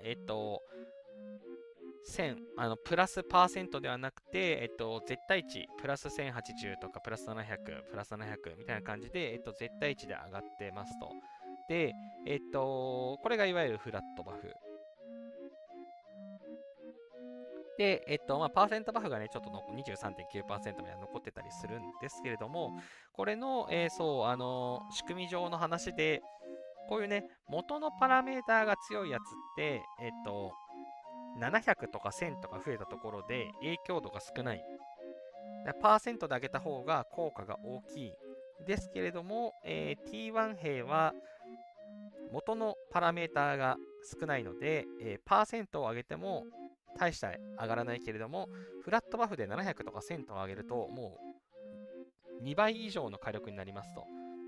だから、先にフラットバフを充実させて、その上で、たくさん兵を作ると、その数の暴力がね、めちゃくちゃ効きますっていうのが、まあ、仕組みかなって思ってますというので、私はね、最初にフラットバフを充実させて、しっかりバフを強くした状態にしてから、兵を増やしたっていう流れで作っていったんですけども、結局、守るときって、その、城の兵全員で戦うので、まあ、フラットバフがね、有効ですと。この部隊総員数1億1600万中の、1億が、T1 の馬兵なんで、はい。はい。防衛はね、無限に兵を増やせるんですけど、殴るときは、部隊のね、人数が決まってきちゃうんで、はい。殴りに行くときは、やっぱ強い人が多い方がいいよね。強い人はパラメーターが高いんで、パーセントバフの方がいいよねってなってくるんで、フラットバフは、防衛艦。パーセントバフは、殴りに行くときにはパーセントバフがいいっていう風に思っています。っていうので、そんな感じで作ってますかね。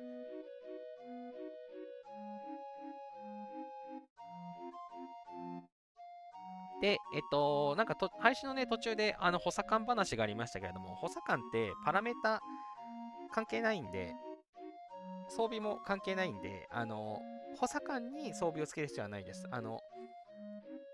この、ジョージ・デューイ、私だったらこのメインの防衛官、ジョージ・デューイだけ装備をしてます。あとはね、属州都市の首相とかも、まあ、基本的にはつける必要ないかなっていう感じですかね。はい、属中都市の、市長にね、評価をつけても、あんまり影響がないんで、もちろんね、属州都市の建設速度みたいなのがね、ついたりするとラッキーってなりますけど、別に、多分ビビたる効果なので。で、ここの、バフって、属州都市の中の兵士、私の今の属州都市のやつだとしたら、アルメニウスのね、装備で強化したパーセントバフとかって、今いるこの部隊514人にしか効いてこないんで、はい、あまりね、なんというか、影響は大きくないかなって思ってます。ので、コスパが悪いから、私は、やってないです。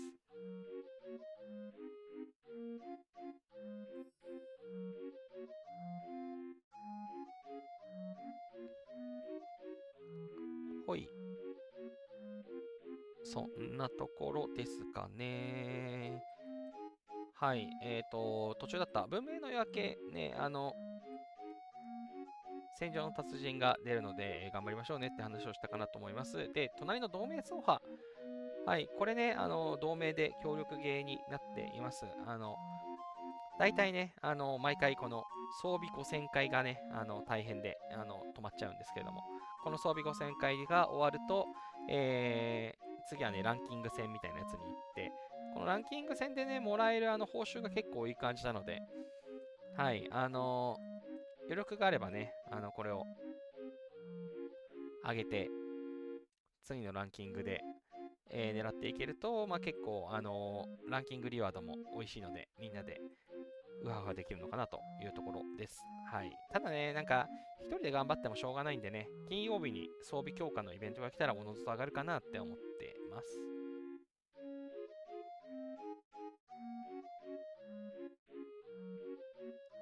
はい、そんなところですかね。こっちの北方の蛮族は別にいつも通りだからいいかな。サンクスギビングは最初の方にね、しっかり喋ったんでいいかな。はい。ということで、蛮族ですね。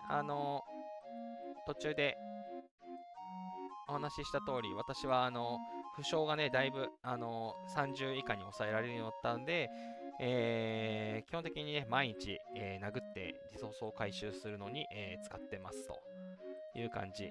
今のところ、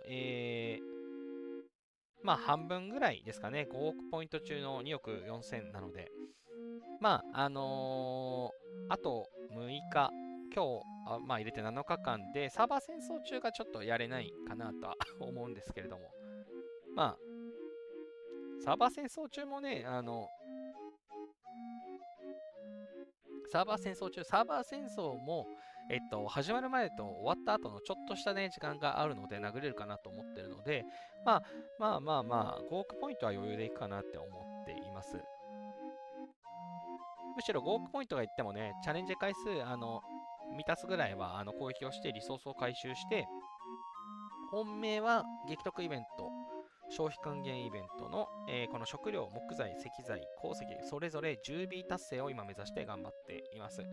はい、5B はね、余裕で達成するんですけれども、10B はね、あと 3B ぐらい必要な計算になっていて、木曜日からのユミル、めちゃくちゃ頑張んなきゃなって思っています。まあ、このね、リワードで 1B 近く、まあ、増えたりするので、1B もいかないか。まあ、実質 1B いかないんだよな、これ。最後の1個は、次回用になるから。うん。はい。まあでも、ね、リワードで 1B もらえるから、まあ 2B ぐらいをね、頑張って稼げば、これから、ユミルとかモンハンもそうですし、それこそね、サンクスギビングの宴の、このグルメメダルの報酬でね、25M 手に入ったりとかするので、まあ、しっかり、ね、もう本当にめんどいイベントですけれども、まあ、ちょっと頑張ってクリアしていこうかなと思っています。はい。青トとフェニックスは参加したい。ヨルムンガンド参加したかった間に合わない。はい。真珠スケールが欲しかったでござる。よいしょ。まあ、配信が終わったら、ちょっと、蛮族殴る旅に出るからな。あ、蛮族の殴る旅に出るから、返しとかないと。あ、違う、探検から返したんだった。遺跡から返してたわ。まあいいや。後でログ見よ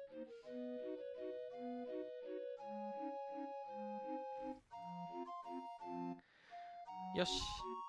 はい、そんなところで、気づけば今日も、あっという間に、2時間経ってしまいました。月見さん、ユビールで 1B、2B も取れるんですね。2B は結構大変ですけど、1B は結構いきますかね。はい、めちゃくちゃ行軍出しますけど、1B は行きます、大体。いけます、いけます。死ぬほど、すべての行軍をユミルに費やせば、1B は取れるイメージです。はい、ぜひ、ぜひ頑張りましょう。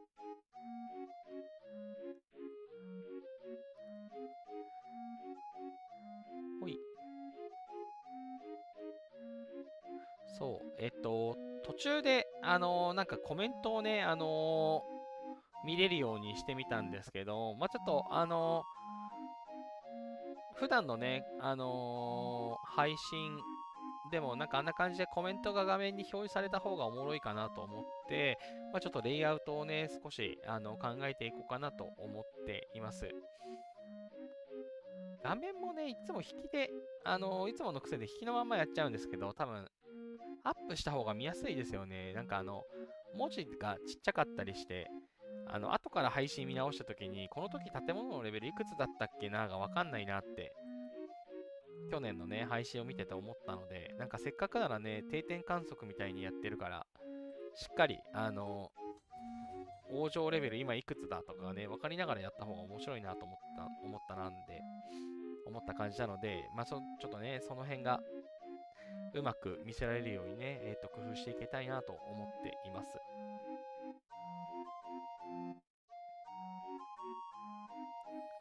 お、月見さん、今日もくるくるしませんでした。ありがとうございます。よかったよかった。もしかしたら、遅延設定入れなくても大丈夫な気がします。配信をね、するためのアプリをアップグレード、新しいバージョンが来ててアップグレードしたんですけれども、もしかしたらそれが良かったのかもしれません。やったぜ。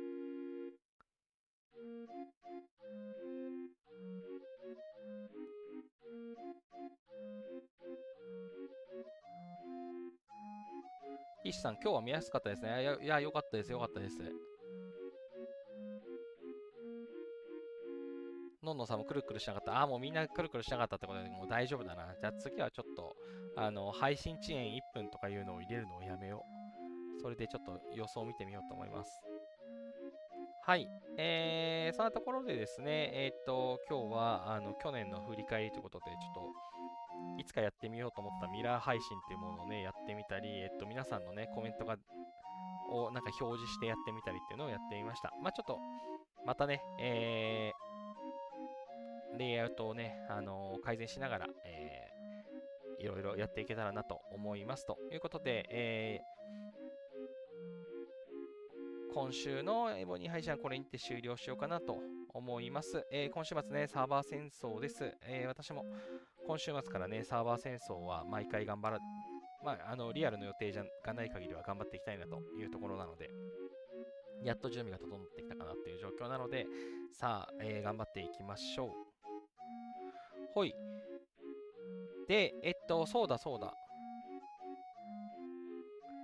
喉もだいぶ治ってこられましたけど、お大事にお疲れ様でした。ありがとうございます。そうなんです。そう。ちょっとずつね、ちょっとずつ、咳も、少し収まってきたかなという感じなので、はい。もうちょっと安静しつつ。で、そう、来週ね、来週は火曜日が、ちょっと、配信できなそうな感じがするので、そろそろ忘年会シーズンになってきまして、火曜日に予定が入りがちになってきたので、来週は、月曜日に配信をすることになりそうです。はい。ちょっとね、いつもと、予定が変わっちゃって申し訳ないんですけれども、来週は火曜日ではなく月曜日に配信予定です。またね、X でもそのようにポストしておこうかなと思います。はい。といったところで、ここまでのね、ご視聴ありがとうございました。はい、今週もね、たくさんご視聴いただき、コメントいただきありがとうございました。はい、よかったらね、チャンネル登録や高評価をしていただけるとね、もっと皆さんに見ていただけるかなというところと、まあね、羽をね、取れたらね、その報告ができるのが一番いいかなと思っているので、はい、それに向けてね、頑張っていきたいなと思っています。はい、といったところで、いつも通りカレンダーを表示して終了したいと思います。はい、皆さんお疲れ様でした。ありがとうございます。はい、またね、来週は月曜日の配信になります。はい、皆さんコメントありがとうございました。また来週お会いしましょう。おつじゃる様でした。